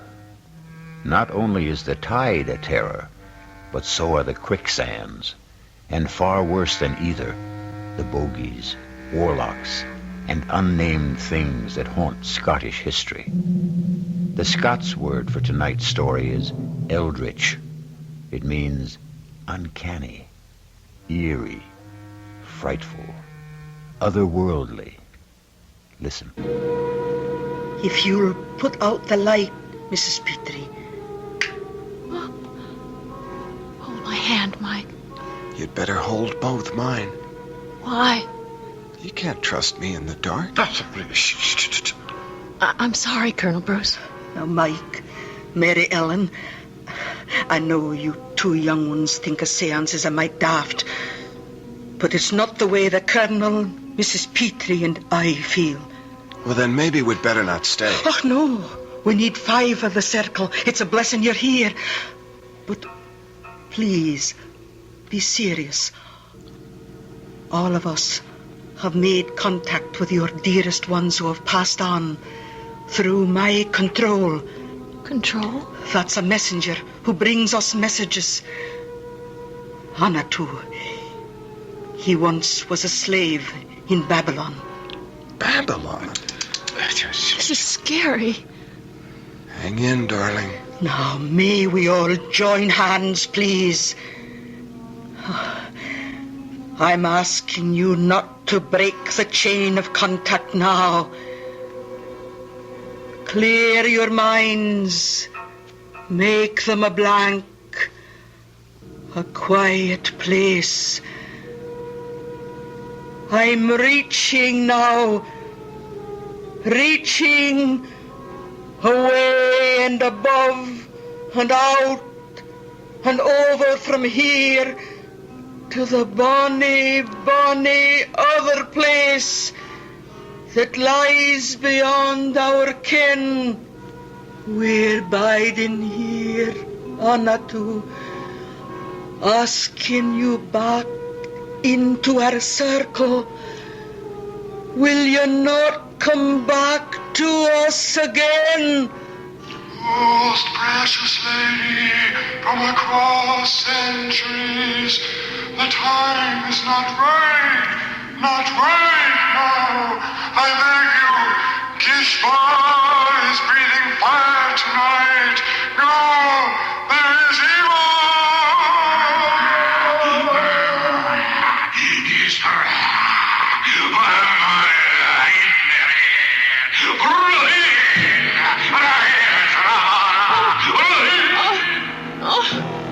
Stop it! Stop it! In heaven's name! Someone get the light! Yes. It burned. It burned. Ellen, where's that damn light? Mary Ellen, are you all right? Yes, sir. What's all that smoke? Oh, that's just the incense we burn. I'm the one to blame for meddling in the business of the Lord. We'll not ever have a seance in this house again. I'm afraid that I loosed some devil out of hell this night.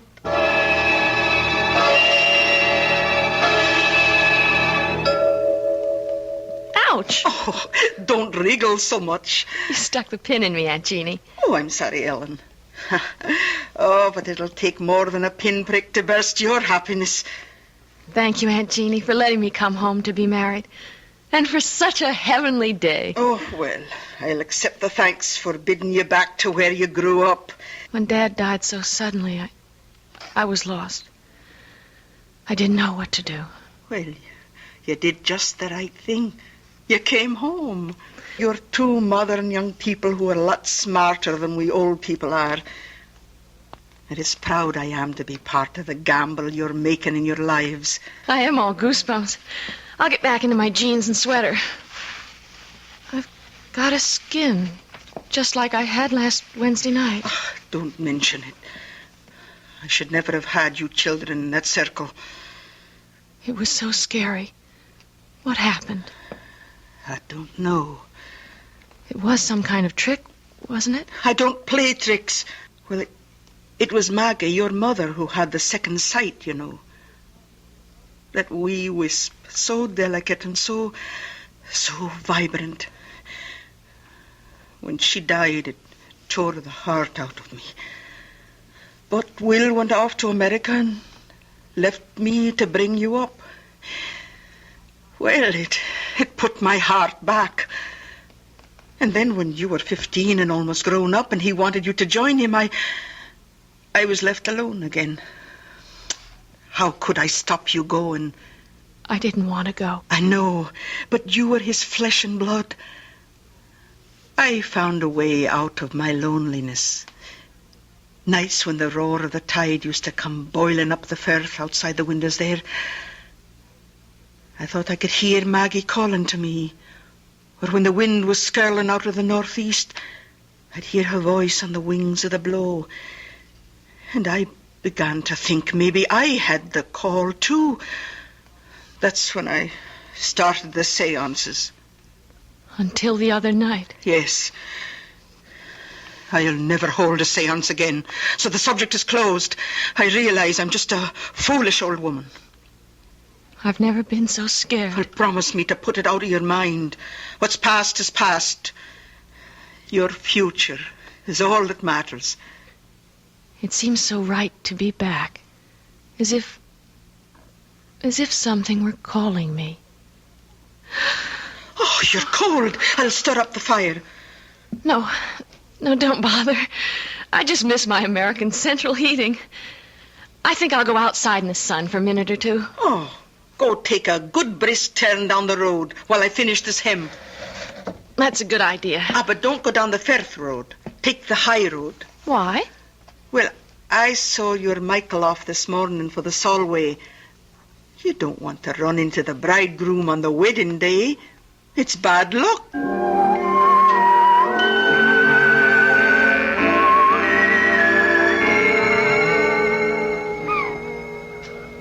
Kiss me, Ellen.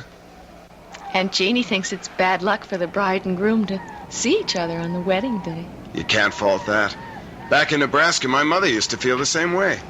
But that's just old-fashioned. And Aunt Jeannie's something else? Darling, your Aunt Jeannie sure is something else. Good or bad? About 90% good. I just don't dig the spirit kick. We won't have any more of that. It was awful, though, wasn't it? That's all kind of self-hypnosis. But that terrible raspy voice. whatever it was saying. Ellen, there wasn't any voice. You didn't hear it?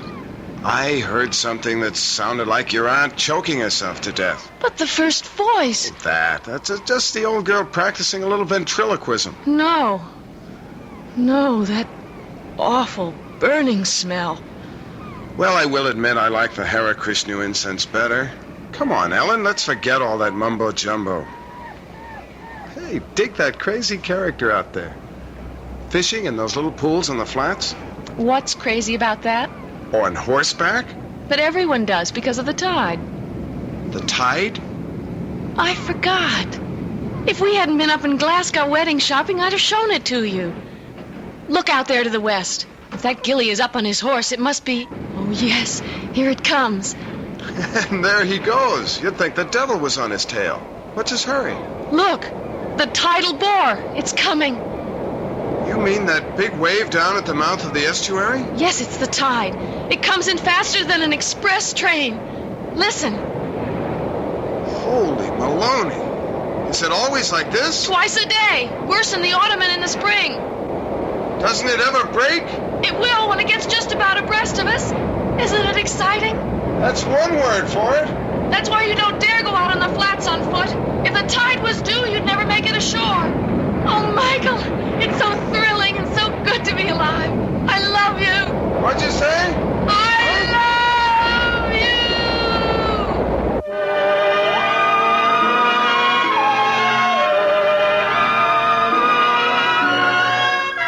Mike? What, sir? Husband? Read that loud and clear. On my way. What's taking you so long? Just brushing my teeth. Please come to bed. Why didn't you say that in the first place? Will you come under the covers? I'm freezing. I'll put some more coal in the fire.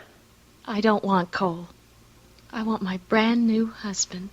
You got him. Oh, What is it, darling? nothing. It's just that funny smell. It's the coal smoke. Remember, you don't want coal to keep you warm. Just me. Oh, my darling. Yes. Yes, yes.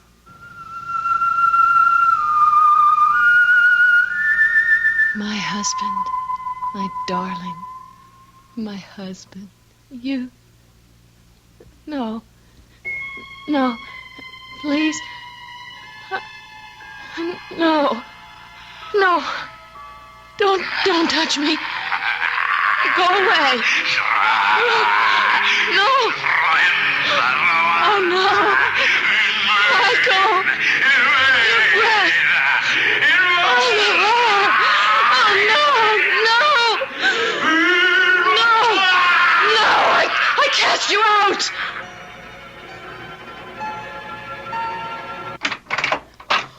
Michael, is there anything wrong? No, Aunt Jeannie, why? Well, I was dozing and I thought I heard... What's that I smell? Is it your candle? Oh, I guess I let the fire go out. Aye, it's a damp chimney, but just the same... Is Mary Ellen all right? She's sound asleep. See for yourself. Oh, I'm sorry to bother you, but... What is it? What's troubling you? I don't know. Maybe I was the one that dreamed it. Oh, be gentle with her, Michael. She's so sensitive and delicate. Like her mother that died all those years ago. We'll keep her from any harm. Good night, Aunt Jeannie. Oh, good night, Michael, dear. If we can. If it's in human hands to be able to. Snuff my candle out if you will, old Ricky. But hear me this. You'll not have Mary Ellen. You'll not have her like my sister Maggie.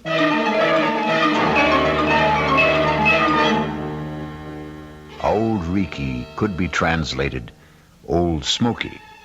It's a Scots name for the devil. Jeannie should know better than to mention him, for the old proverb says, speak of the devil, and his horns appear. Let's see when I return shortly with Act 2.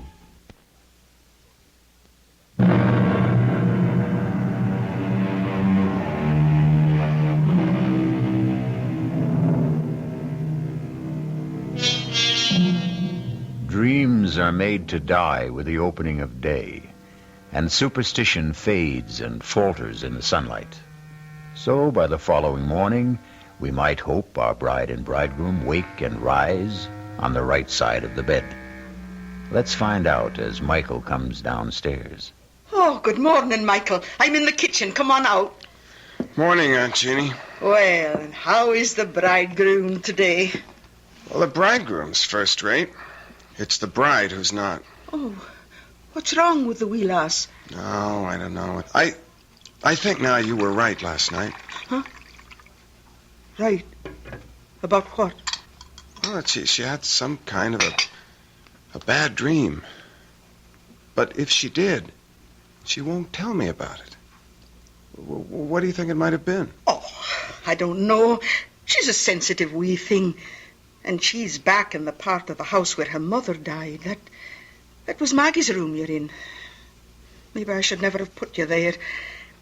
Anyway, I'll get her tea and go on up and have a wee chat.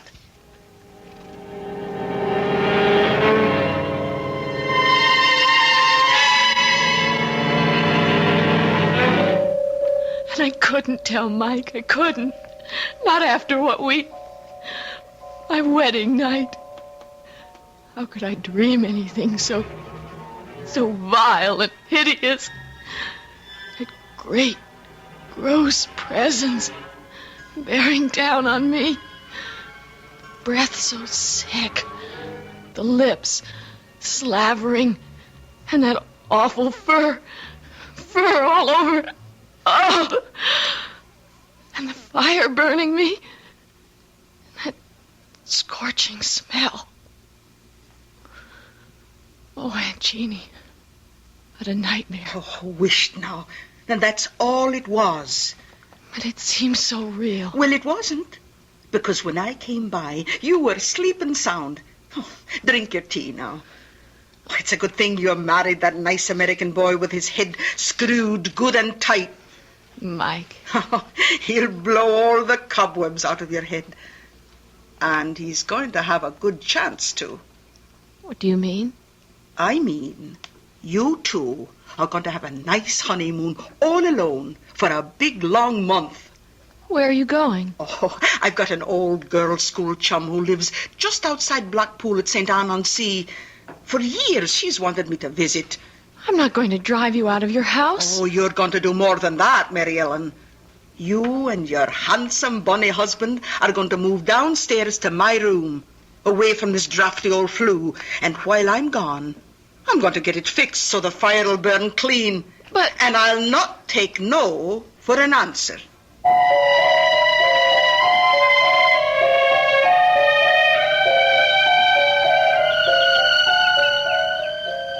I thought Scottish weather was supposed to be terrible. Rainy, damp, no sunshine. This has been a very particular May. Our honeymoon. Yes. Sorry it's over? Desolate. Still, with Aunt Jeannie back, maybe you'll get a little more work done on the book. Darling, I have been busy in research. It is a love story. Speaking of that, do you think... Look down the road. I can't. Your front's in the way. That's Dr. Ferguson bringing Aunt Jeannie back. Our month is up. Speaking of your front, do you know how you blossomed in the last 4 weeks? All right, Playboy, let's concentrate on other physical problems. How do we get out of a hammock without breaking a limb? Welcome home, Aunt Jeannie. Oh, Mary Ellen, precious. You've turned into a real Scots lassie. You've got the bloom on your cheeks. It's happiness. And those warm spring winds from the west. Hello, Dr. Ferguson. Hey, well, Mrs. Tilson. As a physician, I can only concur with your aunt's diagnosis. You're a picture of health. And how are you, Mr. Tilson? Never better, sir. Oh, I can believe that. Well, I really have to be back on rounds. Thank you for meeting Aunt Jeannie at the station. It should have been me. Without a car? Oh, you'd have had hard shrift getting me aboard old Bess since the carriage broke its wheel. You know, Jeannie, you should put that old horse out to pasture now she's nothing left to pull. Oh, I couldn't do that. We're too used to each other, poor old soul.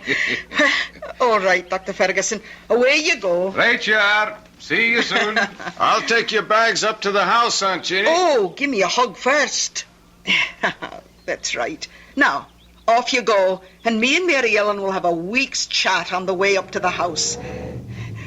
Goodbye, Percy. Oh, I should never have said that. He hates the name. I'm not sure I blame him. Oh, well, that's not what's on my mind. How are you, dearie? You can see for yourself. Oh, don't say anything to Mike yet, but I just have to tell someone. Aunt Jeannie, I know I'm pregnant.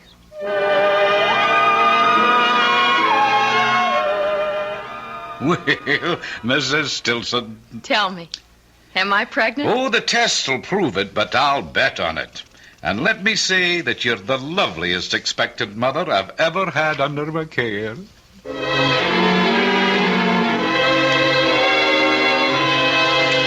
Well, a little morning sickness is to be expected in these early months. Still... There's nothing wrong, Doctor. A young, healthy woman, what could be wrong? Still, we must take precautions. I'm writing out some medication for you that I want you to take each day.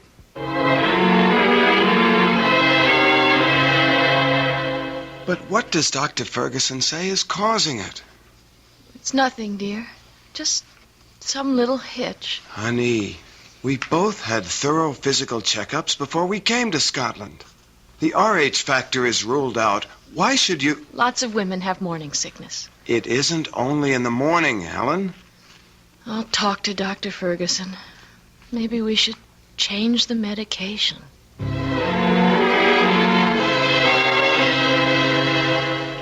Mary Ellen, dear, I've talked to Dr. Ferguson, and he's completely puzzled. I'm not sure that I am, though. Is there anything you want to tell me? What can I tell you, Aunt Jeannie, that I haven't told him? Are you in pain? I've talked to the doctor about that.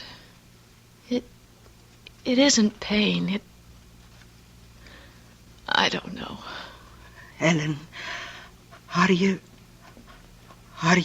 dreaming again? Of what? Of the presents. I don't want to talk anymore. I just want to sleep. Only I don't want to. I don't want to sleep at all. It's just that I'm so tired. So tired.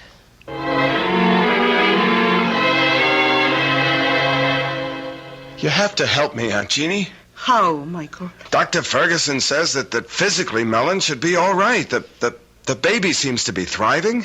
It's her mental state that... Do you know she won't go to sleep at nights?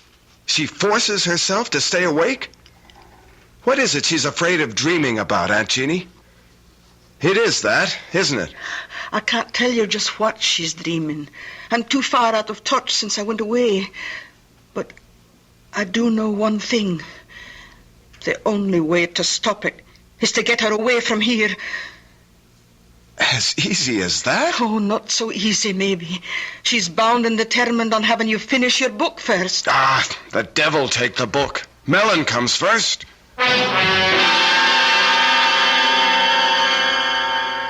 You sure you don't mind, Michael? I'm very sure. We're going home to have your baby 3,000 miles away. Oh, darling. I don't know what to say. It can't be too soon for me. Well, it's sooner than you think. We're booked out of Glasgow tomorrow afternoon, home for America. I don't know. I should be feeling all sorts of things, I know, but the only one I can really feel is relief. Oh, such blessed relief. Oh, for the first time, as long as I can remember. Days, weeks, I just want to go to sleep. Good night, darling. Rest. Sweet dreams. You'll keep me safe. You won't let me come to any harm. For better or worse, in sickness and in health, until death do us. Sleep, poor baby. Rest. I love you, Michael. I love you. Keep our baby safe. Don't let... Ellen,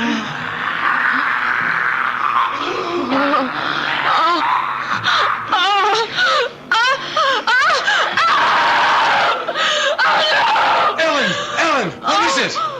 I don't know. It's pain, like a knife. I think maybe I'm gonna lose the baby. You're gonna be all right, Ellen. Don't worry.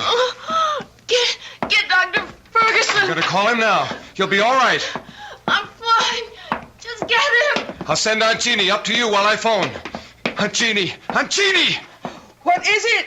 What is it, Michael? Helen, maybe a miscarriage. What's Dr. Ferguson's number? Oh, you'll no get him by the phone. It's out of order again. Hello? Laddie, it's no use. It won't be fixed before morning. I'll go to the neighbors. It's a party line. If one's out, they're all out. Oh, God! How far to the doctors? A good 3 miles. Who's got a car? Only Colonel Petrie, and he's away up to Edinburgh for his regimental reunion. All right, then I'll go on foot. Aunt Jeannie, go up and help her. I'll make it as fast as I can. By the way, Michael, can you ride a horse? Yes. Good. Then take old Bessie. There's a bridle and saddle by her in the barn. She'll get you there faster. Take care of her, Aunt Jeannie. Don't let anything happen to her. Right along the Firth Road till you come to town. He's the 3rd house in on the right. And take care of yourself.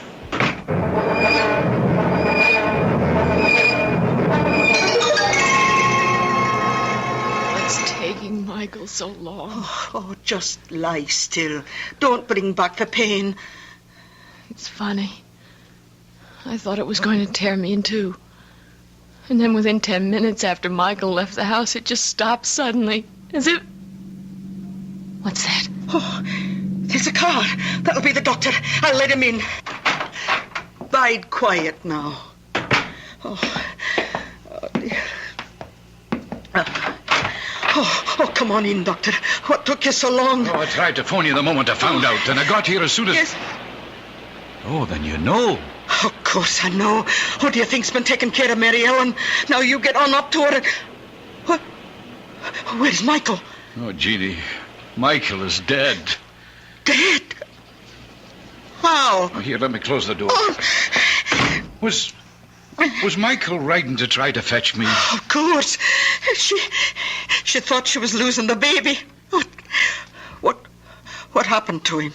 Bess must have thrown him. Oh, she never threw a body in her life. She was as gentle as... Something must have frightened her, driven her frantic. Jeannie, this is a terrible thing to tell you, but I examined the boy, and his body was covered with hoof marks. He was literally trampled to death.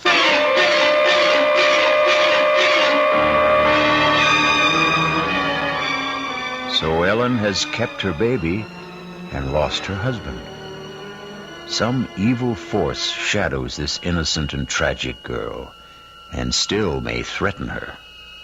Those hoof marks, were they from the horse? Or in some dark, unfathomable way, were they supernatural?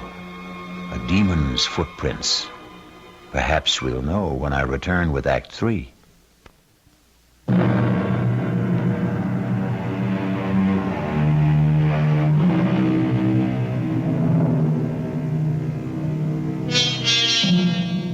For 2 weeks, Ellen, after her first wild emotion when she heard of Mike's death, has retreated into herself, her face white and drawn, her eyes black and empty like 2 holes burned in a blanket. Now, as the doctor comes down after examining her... How is she today, Doctor? No change. Listless, unreachable, hopeless. And her health? The baby? The baby... Yeah, there's no doubts of its vitality. Oh, I have a terrible time getting her to eat anything. Well, you must be more successful than you think, Jeannie. There's nothing the matter with Mary Ellen physically. No, it's her mental health that concerns me. The poor bairn has been through a terrible shock, Percy. Yeah, I know. You don't think there is any chance of her losing her mind? Jeannie, Mary Ellen is beyond me and my knowledge. Somehow we've got to call in a psychiatrist. Oh, Percy, what is it you're afraid of for Mary Ellen? Well, you don't like my medical terms. I want to know. Very well, then. Schizophrenia, more specifically dementia precox. Paranoid type, I'd guess. Oh, well, what does all that mean? Oh, withdrawal from life, delusions of all kinds, persecution, unseen enemies, that sort of thing. Oh, the second sight. Just like all of us. Now that's enough of that nonsense. You're all sensitive, delicately balanced women, but all things being equal, perfectly normal. Well, I have other calls to make. Oh, well, I'll walk you to the door. Any instructions for Mary Ellen? Oh, just that she keep on with the sedation I've provided. And Jeannie, try to persuade her to let me call in another doctor. I'll see what's best to do. Be very careful. I'll do what's right. Yeah, I think maybe tonight I'll take a run up to Glasgow and have a consultation with a friend of mine there, Dr. Engel. Good man. Maybe I could persuade him to run back down here with me just to observe her. Oh, bide a wee till I see what I can do first, eh? Yeah, all right. Another day or so can't do any harm. I hope.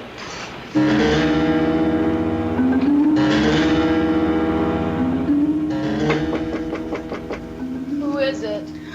It's Aunt Jeannie, Mary Ellen. May I come in? If you want. I thought you might like a wee cup of tea. No, thanks. What are you staring at? Out the window. The Solway. The tide just came in. Roaring and boiling. So fast. And now the water's all smooth. And with the sun on it, everything's wiped clean. I wonder if it heals as it washes over. What are you thinking about, child? I'm thinking about the first time I showed the tide to Michael. The day we were married. The day you said it was bad luck for us to see each other before the wedding. Oh, I was just joking about superstitions. Nobody believes those old wives' tales. Nobody believes so many things that are outside the ordinary. So many things they say don't exist but might be. Did you see Michael's body after? What? Did you see the marks of the hooves? Oh, don't talk about that, lass. I know they said the horse trampled him. I asked Dr. Ferguson about the hooves and he wouldn't tell me. You'd tell me, wouldn't you, Jeannie? Oh, tell you what? Were they like horseshoes? Or were they cleft in two? Were they cloven hooves? In the name of God, what are you saying? I'm not speaking of God. I'm speaking of the devil. Or some demon that haunts my dreams. Now, this is no times for foolish fancies. You mustn't let dreams spill over into your real life. Or is it the other way around? Oh, Mary Ellen, I don't know what it is you have on your mind, but... You can get me to Michael. Let me talk to Michael. He'll know. He can tell me what to do. Take me to Michael and Jeannie. Take me to him. Oh, can I, Mary Ellen? You know I know he's dead. I know he's passed beyond. But you can reach him. You can hold a seance. No. Oh, no. I swore I never would again after what... After what happened that night when something got loose? Some evil presence? Something from...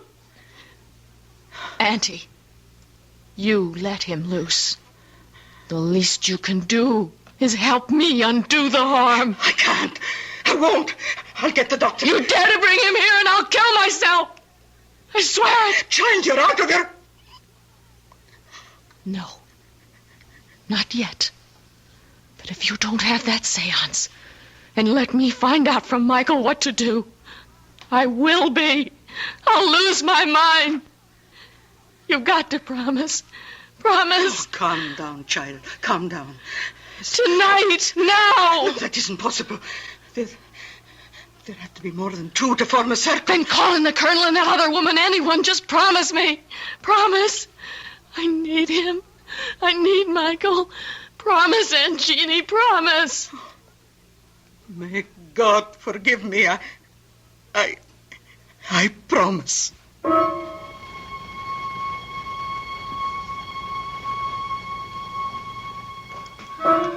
May we all join hands, please. Clear your minds. Make them a blank. A quiet place, open and hushed. I'm reaching now, reaching away and above and out and over from here to the bonny, bonny other place that lies beyond our ken. Can you hear me, Anatu? Can you come to me into our circle? Anatu, we're reaching for you. Oh, I can't make contact. Ask for Michael. I have no way to him. Then let me. Oh, try it. Everyone, concentrate. Be still. Be still. Michael. Michael, I need you. Come to me.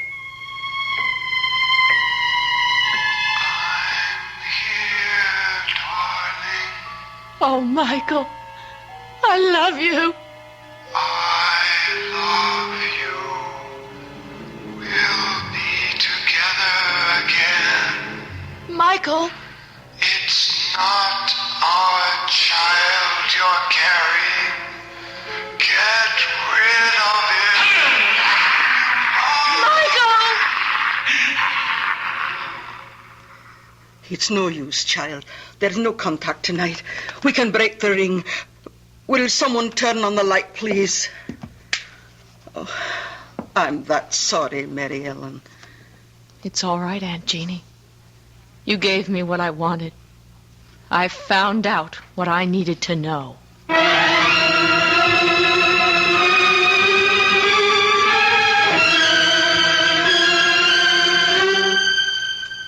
Oh, I'm afraid that's quite impossible, my dear. You're not as backward as that, Dr. Ferguson. Abortion is perfectly legal, isn't it? Oh, I'm not concerned with the legality, Mary Ellen. As it happens, it is, but... Then help me. I can't, dear. It's too late. What do you mean, too late? When you came to me a few weeks ago and we determined your pregnancy, you must have known that I would know it was already well advanced. But it wasn't. Michael and I were only married a month before that. You should know that. Well, of course I know that, my dear, but facts are facts. You're carrying a child that's past mid-term, and abortion now is just too dangerous. Past mid-term. 4.5 months. My guess is at least 5. That fast? Oh, God, no. It mightn't wait. It could be born any minute. There's no one to help me but myself. Well, I'll drive you home, child, and I'll give you something to get a little rest.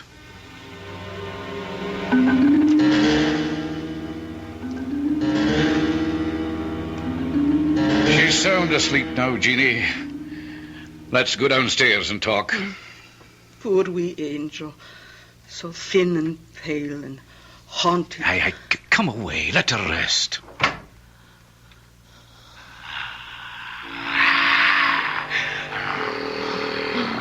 No. No. What you gave, you'll never take away. Never. It's never going to be. Help me. God, help me. The tide. The tide. Yes, that's the way. Full moon. The time was right.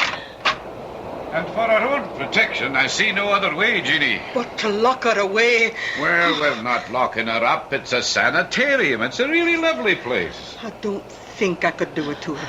I'll care for her. Jeannie, dear, if Ellen had preeclampsia or a threatened miscarriage or any one of a number of other diseases of pregnancy, she would have to be hospitalized. Now, think of it that way. All right, Percy, if you think it's best. It's the only way. Oh, no, Doctor. Mine is the only way. Oh, that sounded like the front door. Ellen, I'll check upstairs. You look outside. Oh, but I thought you said she...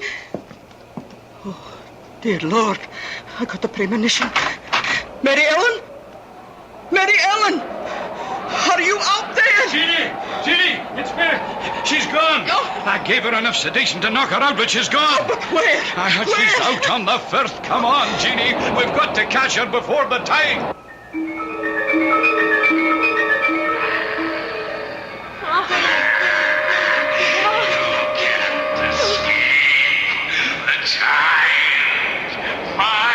You'll never have him. He'll never be born.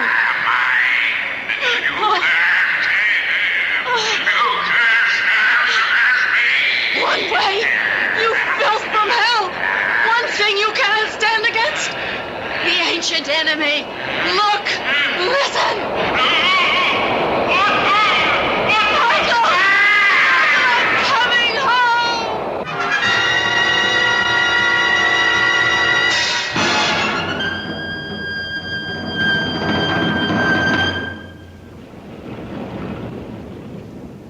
There wasn't a chance. We couldn't have saved her. My poor wee motherless lamb. It did not take her long to follow her poor husband. But the child... It hadn't been born, and she didn't want it. It wasn't Michael's, you know. Are you sure of that? Oh, yes, it was 5 months old at least from the size. A monster. No, I didn't say that. Still, I was thinking of x-rays. There was something strange about that embryo. I can't quite explain. It was nothing you could have understood, Doctor. So, at the last, it was all the Lord's will. And maybe for the best. At least, Michael and my Mary Ellen are in God's pocket at last.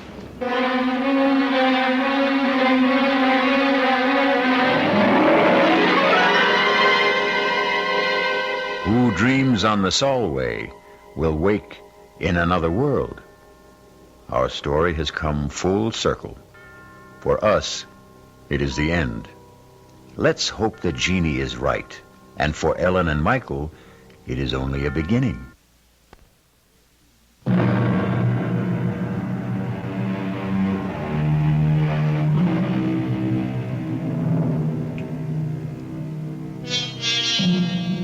One final thought. If you believe some dreadful incubus possessed poor Ellen, driving her and her husband to their deaths, there is another explanation. Insanity did run in her family. So either way, even if there was the devil to pay, it still was all in the mind. Our cast included Jada Rowland, Nick Pryor, Bryna Rayburn, and Ian Martin. The entire production was under the direction of Hyman Brown. This is E.G. Marshall inviting you to return to our Mystery Theater for another adventure in the macabre. Until next time, pleasant dreams.